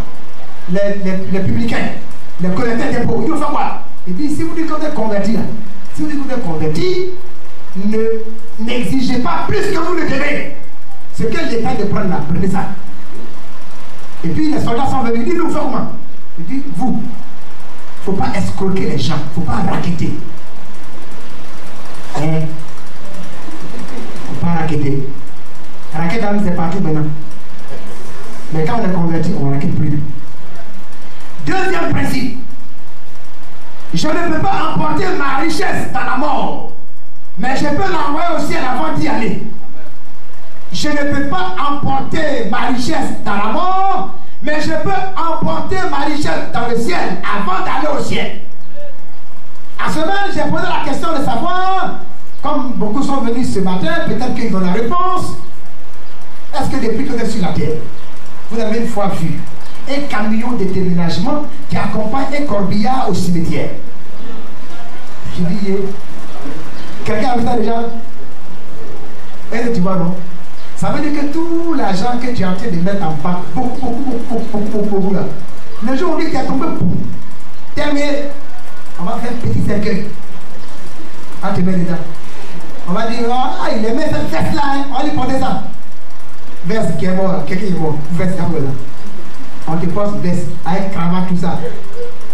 Et puis on dit, bon, ah, mais il aimait ça, il y avait des chaussures qu'il aimait là. On lui porte chaussures là. Ça ne veut rien dire. Donc, avant d'aller au ciel, là, comme tu ne peux pas partir avec ça, il faut envoyer ça avant de partir. En semaine, j'ai fait une allégorie pour montrer aux uns aux autres que au ciel, là, quand le Seigneur a dit, je m'avais préparé des places. Et quand j'ai fini, je vais venir vous prendre. Place là. Les maisons, il fait pour nous, là, les demeures là. Ce n'est pas quelqu'un qui fait pour quelqu'un. C'est toi qui fais pour toi. C'est toi qui donnes les matériaux et puis on fait. Quand tu évangélises, tu envoies des matériaux. Quand tu donnes ta dîme, tu envoies des matériaux. Quand tu fais tes offrandes, tu envoies des matériaux. Quand tu investis dans les projets de l'église, tu envoies des matériaux.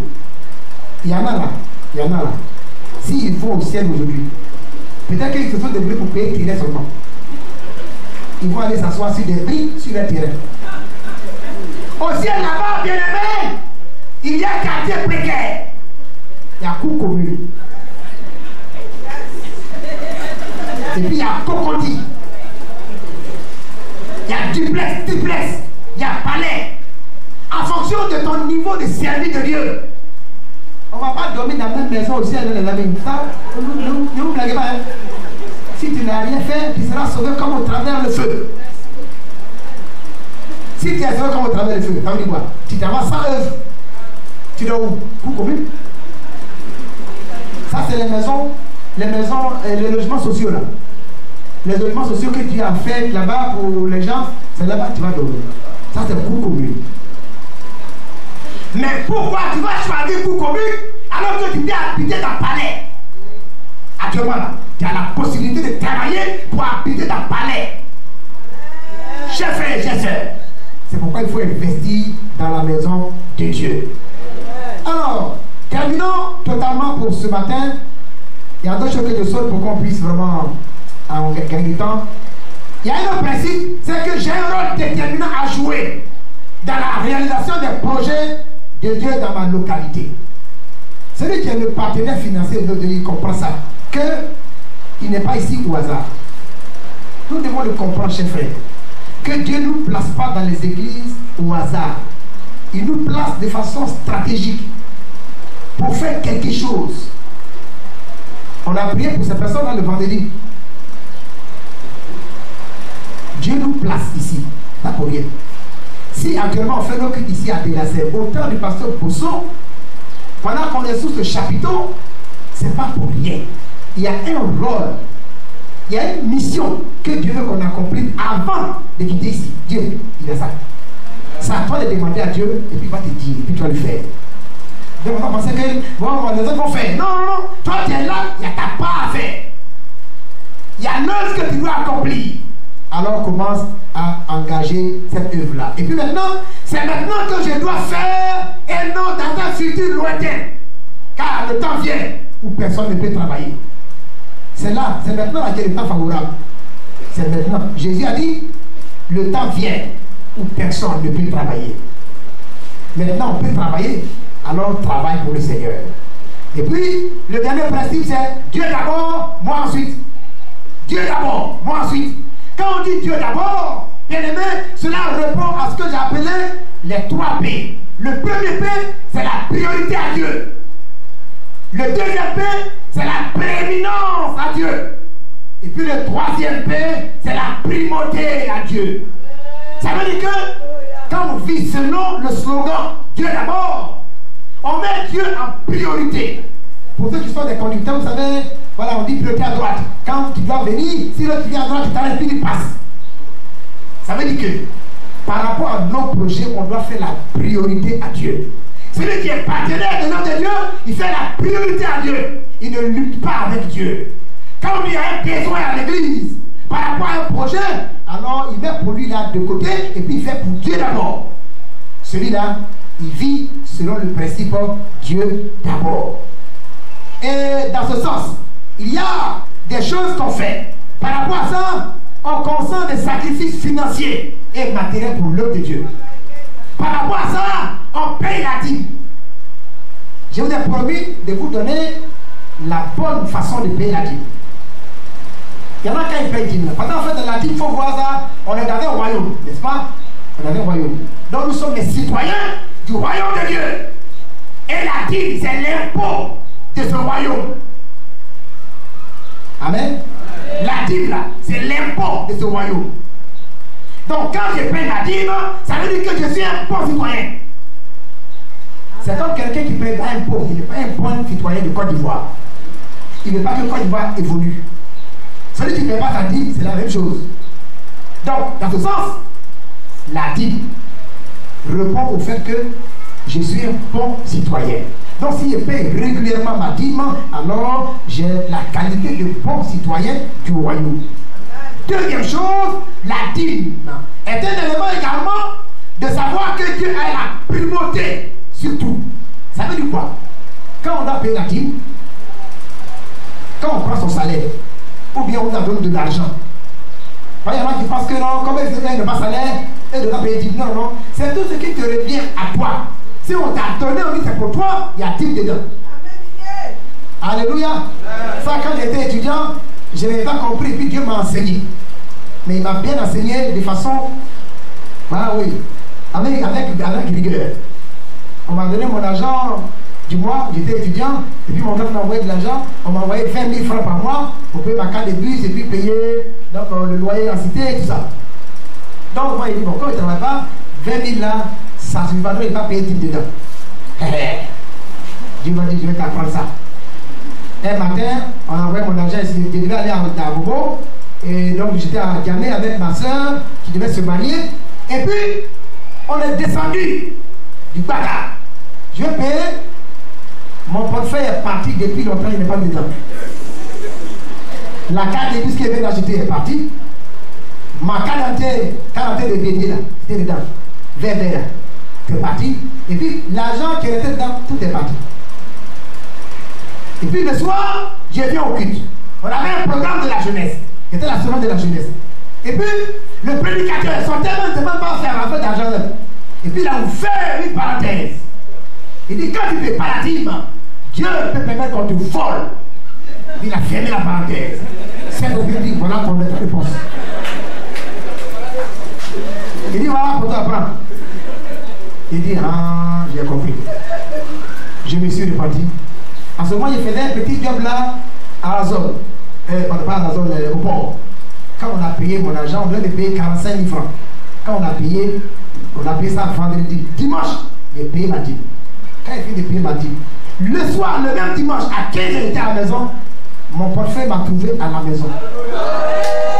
Je vous assure. C'est que si l'argent était dedans, les pièces, tout était dedans. Qu'est-ce qui s'est passé? Ils sont partis trouver ça à Tragédie. Il y a un monsieur qui est chez nous au village. C'est son enfant qui a vu. Quand il a vu le nom du village dedans dessus. Donc il a envoyé à son papa. Et puis son papa dit, ah, il y a un frère, il est à Niagono. Donc il m'a envoyé ça.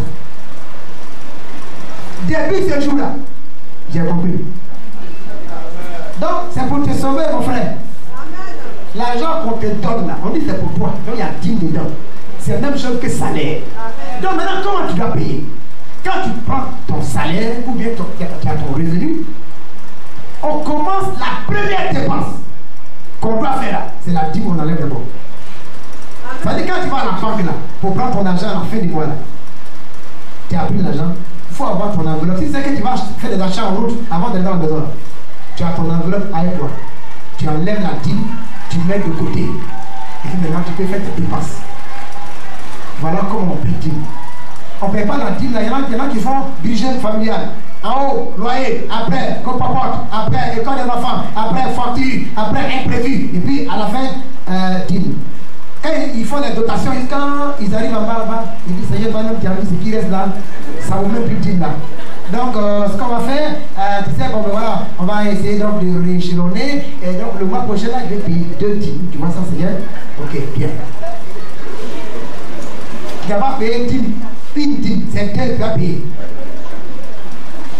On ne fait pas comme ça. Quand on te donne l'argent, tu enlèves la dîme d'abord. Si c'est que c'est chaud, donne à ta femme. Dimanche, elle va envoyer. Amen. Amen. Si tu prends dîme derrière là, même si tu as payé le montant exact, Dieu n'a fait pas ça. Tu l'as mis derrière. On met Dieu devant. Amen. C'est la même chose comme les prémices. Les prémices. Tu as travaillé, on t'a donné ton premier salaire. Premier salaire là. Il ne faut pas manger tout comme ça. Il y en a qui disent non, premier salaire là. Bon, il y en a qui ont mal enseigné aussi. On dit qu'il faut donner tout premier salaire là. Non, c'est pas comme ça on fait. Parce que la notion de prémices vient d'Israël, n'est-ce pas? Et là, c'était des cultivateurs, c'était des éleveurs. Donc on donne les premiers aliments et on donne les premiers fruits. N'est-ce pas? C'est pas tout le champ on donne. C'est pas tout le champ on donne, c'est pas tout le troupeau là on donne. Donc, prémisse là, c'est une offrande. Mais c'est une offrande pour dire à Dieu, tu dois être le premier à manger mon argent. Est-ce que tu comprends ça? Tu dois être le premier à manger dans mon argent. Donc l'argent on me donne là. J'enlève, c'est pas affaire de dîme, c'est offrande. C'est moi, en rapport avec Dieu. Ce que j'ai comme relation avec Dieu, je prends un montant, moi-même, pour donner à Dieu premier, avant de commencer à faire n'importe quelle autre dépense de mon premier salaire. Voilà comment on fait prémisse. Amen.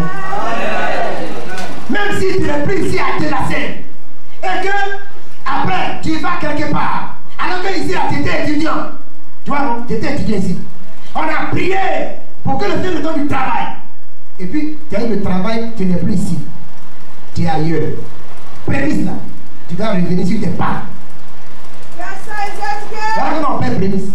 Tu reviens sur tes pas.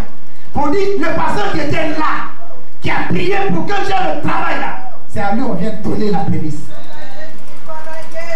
C'est pas dit. C'est aux femmes de reconnaissance. Pour dire Dieu, je suis reconnaissant, c'est toi qui m'as donné le travail. Alléluia. Maintenant, il y a des personnes à qui Dieu peut dire de façon expresse, il faut tout donner. Oui, non? Ça, c'est des cas pratiques, des cas particuliers. Dieu peut te dire, toi, donne tout. Il y a un ami qui a fait ça. Il était étudiant, il était professeur, il travaillait, et puis bon, après quand il a eu son premier salaire, Dieu lui a dit de donner tout. Donc, il a pris l'argent et il a partagé l'argent. Tous les pasteurs qui ont prié avec lui pendant qu'il était étudiant pour qu'il ait le travail, il est parti leur donner l'argent. Et puis il s'est assis. Et puis à la fin du mois, l'autre mois là, il s'en va à la banque. Il voit son salaire. Ils vont donner 2 fois. Salaire là, ils vont donner 2 fois. Il doit avoir 350 000 francs. Ils ont fait 700 000. Il a demandé partout, on dit non, c'est ça, on dit de te donner. Dieu, c'est un garçon. C'est un garçon. En ce moment, je te parle de la jeune fille, la jeune sœur, qui faisait son stage dans une entreprise. Et puis on dit sa prime de transport, c'est 500 000. Prime de transport, 500 000. Et elle a eu l'intelligence renouvelée en même temps. Elle dit, imagine-toi, on dit prime de transport, 500 000. Maintenant, si on m'embauche, si c'est des gens là, c'est je vais prévoir les faire. Seigneur, je vais gêner, tu vas faire gêner, là. Elle s'en fout de ça. Elle a compris. Ce que tu sais, tu le comptes. Donc à la fin du mois, elle dit, on va faire un deal avec Dieu. À la fin du mois, là, quand on a donné 500 000, elle a mis en enveloppe. Direct à l'église. Elle dit, pasteur, où je fais mon stage là, on dit ma prime de transport de 500 000, voilà, tiens. Le pasteur dit, mais si tu donnes ça, tu vas faire comment pour aller au travail? Il dit, pasteur, il faut laisser ça. Avant qu'on donne là, j'ai pas de travail, non? Il faut laisser. Et puis le pasteur va faire une de ses prières. Ce n'est pas les prières qui respectent la syntaxe grammaticale. Ce n'est pas les prières longues là. Il dit, Dieu, tu as vu la petite fille là? Elle a envoyé son argent. Il faut manger et puis il faut rien faire pour elle. Amen. Non, Dieu dit moi-même, j'ai mangé ça. Petite fille comme ça, j'ai mangé son argent. Et puis je n'ai rien fait pour elle. Moi, je suis un garçon. Elle a fait de 3 mois de stage. Quand c'est fini, on dit, mais ma soeur, tu as bien travaillé, madame. Donc là, on veut t'embaucher. Au lieu de te faire passer en CDD, on va te faire passer directement en CDI. Ça veut dire que tu es embauché définitivement. Ce n'est pas terminé. Ton salaire, c'est 6. Tu vas avoir 1,5 million par mois avec voiture de service. Il dit, yes, mon Dieu a parlé. Elle a pris papier là. Elle a pris pasteur. Voilà papier là, lis ça. Quand le pasteur a lu, il dit oui, Dieu, toi, tu es un garçon. Tu as mangé son argent, mais tu n'es pas resté seul. Bien aimé, Dieu. Il dit, mettez-moi de la sorte à l'épreuve. Et vous verrez. Mettez-moi de la sorte à l'épreuve. Et vous verrez. Chers frères, ce n'est pas pour blaguer, pour prendre votre argent. Dieu là, il a l'argent. Si tu veux, tu peux gagner pour toi là. C'est que si petit que tu as là, ça ne va pas augmenter, c'est ça le problème. Parce que ta mère est comme ça, il y en a la mère comme ça. Il faut ouvrir. Quand tu ouvres, ça tombe du ciel dedans. Mais ta mère est comme ça, ça tombe dedans, ça tombe à terre. Est-ce que vraiment? Ça tombe dedans, ça tombe. Ça tombe, ça tombe. Ça tombe, ça tombe. Or, quand c'est comme ça tombe, ça reste. Il y en a l'argent là, je parle, mais l'argent, il met l'argent en prison. Il y en a qui met l'argent en prison. Ça dit que quand l'argent est dans les mains, l'argent là ne sort plus pour se promener. L'argent n'est pas libre. Il dit les amis. Lui là-bas là. C'est pas quelqu'un qui est en haut. Le monsieur qui est là-bas. La femme qui est là-bas. Si vous partez chez lui ou bien chez elle, vous êtes foutu. Vous n'allez pas sortir pour vous promener. Ouais, non. Donc, il faut que l'argent, le président a raison, l'argent travaille. L'argent doit travailler. C'est ça qui est vrai. L'argent doit travailler. Maintenant, il garde l'argent. Il met l'argent en prison. L'argent est à l'aise et libre quand il sort pour travailler. Il dit, mon argent, va ici. Mon argent, va là-bas. Mon argent, va là-bas. Mon argent, fais du bien ici. Voilà, c'est que l'argent est. Quand c'est comme ça, là, ça coule, ça va, ça vient, ça va, ça vient. Il dit, lui là, oui, ça peut être ouvert, on peut toujours rentrer, on peut sortir quand on veut. Est-ce que tu peux acclamer le Seigneur? Bon, il est midi. Donnez-moi 20 minutes. C'est bon? Voilà. En fait, tout ce que j'ai dit là, ça, j'ai dit ça en semaine, c'est maintenant qu'il doit commencer pour aujourd'hui même. Mais je ne vais pas faire comme ça. Je vais faire comme ça, on va aller vite. Alors, on va parler, comme on parle d'investissement du partenaire, il faut qu'on sache comment investir. Ouais, non? Alors, donc on va parler d'investissement. Donnez-moi, quand il est 20 minutes, vous faites comme ça. Pour que c'est fini. Donc, calculez, mettez réveil. Voilà, tu as un chronomètre, non? Voilà. Donc, l'investissement. Il faut investir. Un partenaire doit investir dans l'œuvre de Dieu. Il doit investir dans le projet de Dieu. Maintenant, comment on investit? Les textes, je vais vous les épargner. Vous pourrez prendre Matthieu 6, verset 19 à 21. Matthieu 6, verset 19 à 21. 2 Corinthiens 9, verset 6 à 12. 2 Corinthiens 9, verset 6 à 12. Alors, vous voyez, bien aimé, Dieu nous a bénis. Il nous a sauvés pour la bénédiction. Et je voudrais, le film m'a permis de voir cela, de comprendre que la bénédiction que Dieu nous donne, il y a deux parties dedans. La bénédiction que Dieu nous donne, il y a deux parties. Et le film m'a permis de comprendre que c'est là le drame et qui fait que beaucoup sont pauvres à l'église et même dans le monde. Il y a deux parties dans la bénédiction qui ne vont pas confondre. Il y a le pain et puis il y a la sémence. Quand on dit Dieu t'a béni là, il y a le pain et puis il y a la sémence.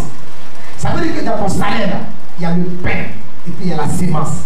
Dans tout ce que tu reçois là, il y a le pain et puis la sémence. Mais il y a une différence. Le pain, c'est pour la nourriture. Le pain, c'est pour toi et ta famille. Le pain, c'est pour toi et ta maison. C'est pour toi et la femme que tu as choisie. C'est pour tes enfants. C'est ça que tu prends pour t'habiller. C'est ça que tu prends pour construire ta maison. C'est ça que tu prends pour sortir, pour aller manger au restaurant avec ta femme. Donc c'est bon pour les mariés, chers frères et chers sœurs, de temps en temps, sortez, allez manger au restaurant. Dieu il aime ça. Avec le pain. Alléluia. Le pain là, c'est pour toi. Tu peux prendre pour aller à la plage. Chrétien, il peut aller à la plage. En fait, vous voyez, non, on se fatigue trop. Dieu il a créé le monde d'abondance pour notre bénédiction. Et puis nous, on voit ça comme bizarre. Et on ne va pas à la plage en veste. Ou bien à camisole. On va à la plage. On va à la plage.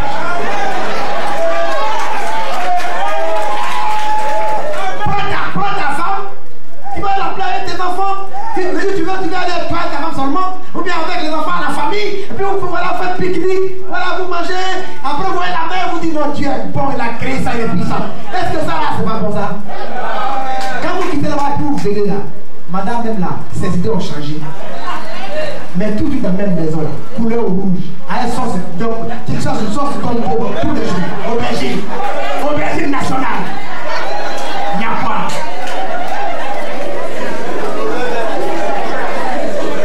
Vous sortez avec elle un peu. C'est avec le pain on fait ça. Le pain. C'est avec le pain on fait ça. De temps en temps, il faut laisser votre chambre là et puis aller à l'hôtel avec ta femme. Ça fait quoi?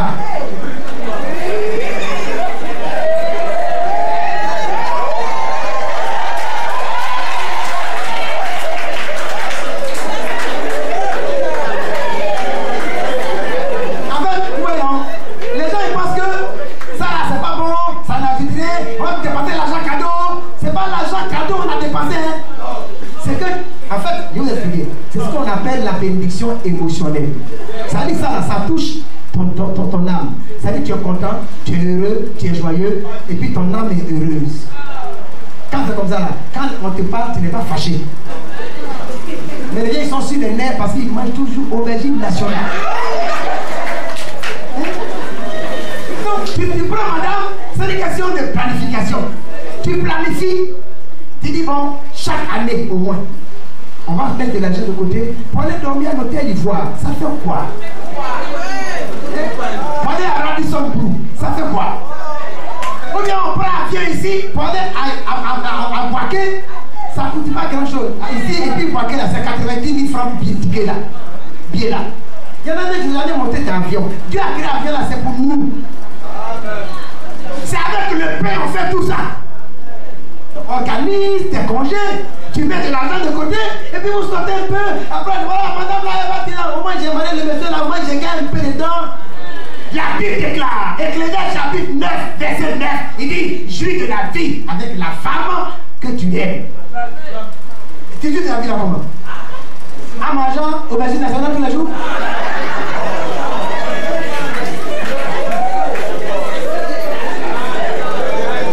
Bon, le temps s'en va.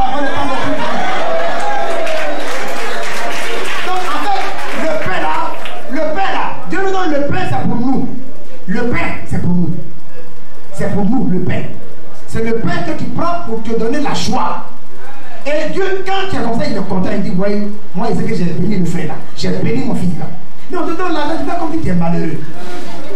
Donc Dieu, il voit, il dit, mais il a quel problème? Il a le pain, mais moi, la satiété.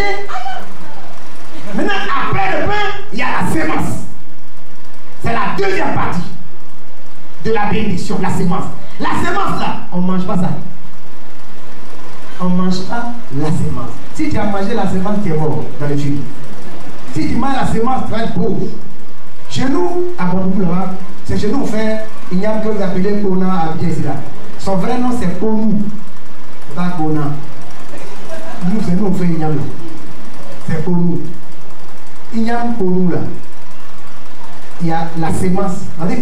Quand on allait prier, plus on allait quand on va acheter la Biesila. Mais après, il y a ce qui sont après.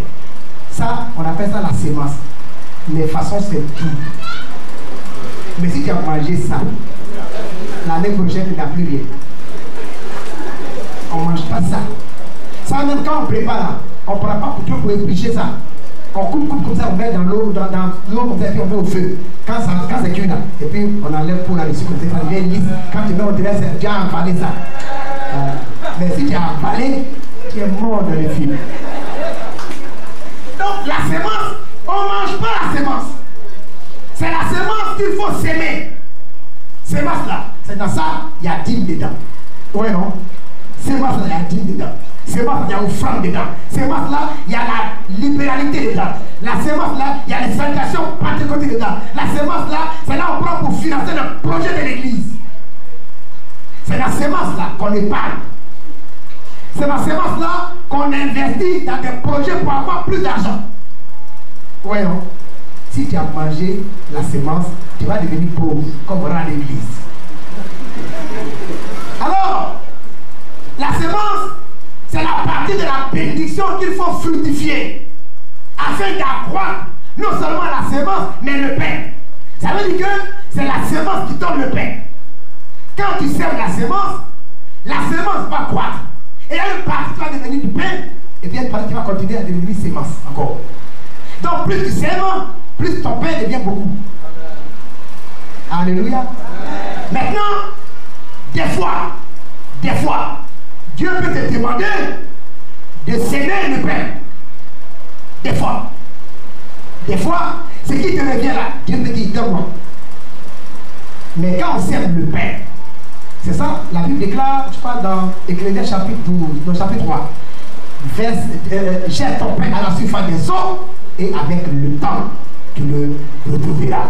Mais tu ne vas pas le retrouver simplement sec, tu vas le retrouver gonflé. Amen. Ou bien, mais j'étais du pain dans l'eau, vous allez voir, quand sa sauce est gonflée. Il y a un frère qui a fait ça.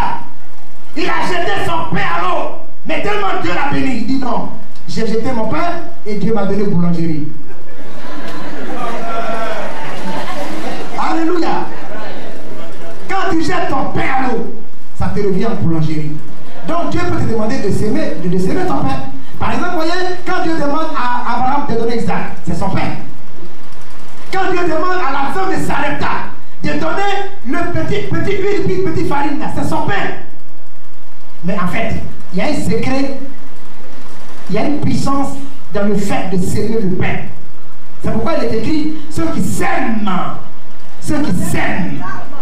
avec l'arme, ils remoissonnent avec un chant d'allégresse. Ouais, non? Mais ça veut dire quoi? Quand on dit qu'ils s'aiment avec l'arme, c'est leur pain qui sont décédés. Sinon, quand tu sens que tu es normal, là, tu ne plais pas. Mais ce qui te revient, c'est que tu es attaché à ça. On dit qu'il faut s'aimer. J'étais allé à Boaké une année pour faire cette étude. Et puis, on a fini.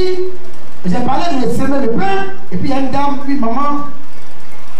Elle fait du commerce. Elle avait de l'argent qu'elle voulait prendre pour acheter. Elle avait fait ses offrandes, tout ça. C'est-à-dire qu'elle était capitaine de l'étude des femmes. Et puis, on a gagné les autres. Mais après, le Seigneur lui a dit de donner le pain. De donner son pain. Elle a mis de l'argent de côté, elle veut prendre pour acheter les pailles pour compléter. Dieu dit, il faut donner. Elle a donné. Et puis bon, nous on est partis. Vous ne savez pas tout ça. C'est après, elle m'a appelé, elle a dit au pasteur de m'appeler. Que voilà ce qui s'est passé.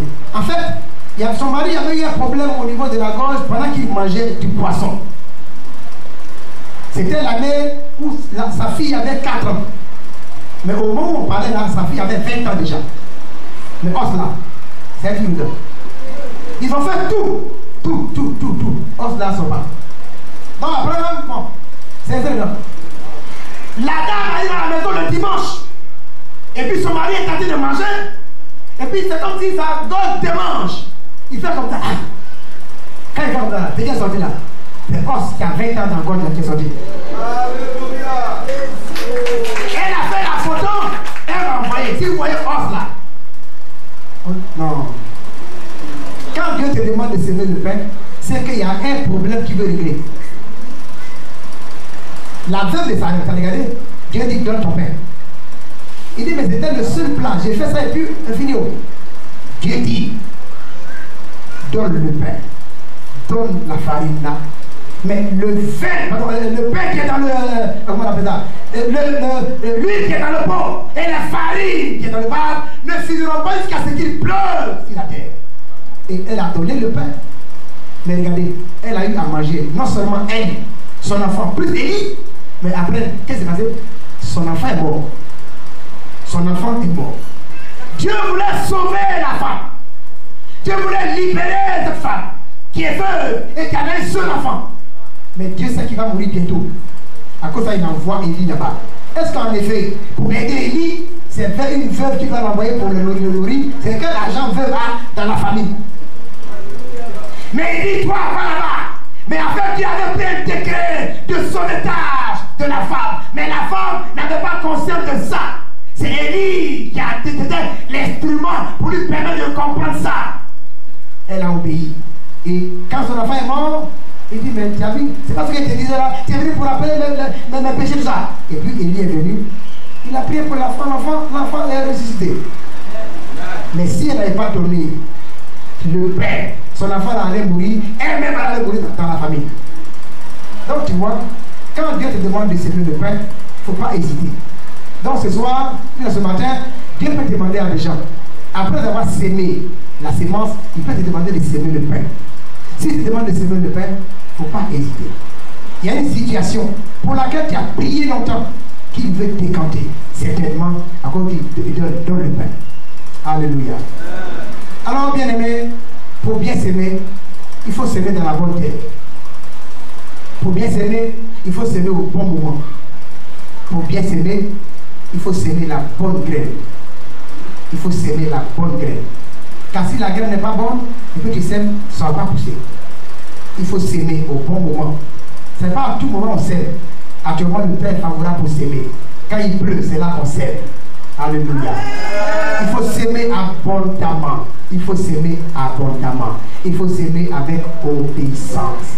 Chers frères et chers sœurs, Dieu veut des partenaires dans cette assemblée. Des partenaires financiers. Des personnes qui se livrent librement, volontairement. Qui disent, moi, je ne vais pas faire souffrir l'œuvre de Dieu. Je vais faire en sorte que chaque fois qu'il y a des besoins à l'église, que je puisse intervenir pour soulager ces besoins-là. Je vais être partenaire, allié, associé de Dieu. Et quand on est associé de Dieu, Dieu nous donne une bénédiction générationnelle. Quand on est associé, partenaire avec Dieu, on partage le retour sur investissement avec Dieu. Quand on est partenaire avec Dieu, on n'a pas besoin de prendre rendez-vous pour rentrer dans le palais de Dieu. On rentre chez son partenaire quand on veut. On a une entrée libre et privilégiée chez notre partenaire. Alors, chers frères et chers sœurs, ce matin, Dieu veut des partenaires, des femmes, des hommes, des jeunes gens, des jeunes filles qui ont compris qu'ils ne sont pas là pour rien. Ils sont là parce que Dieu les a mis dans des façons stratégiques pour accomplir des projets avec eux, pour que son œuvre avance. Alors, bien aimés, que Dieu nous bénisse ensemble et rendez-vous au sommet.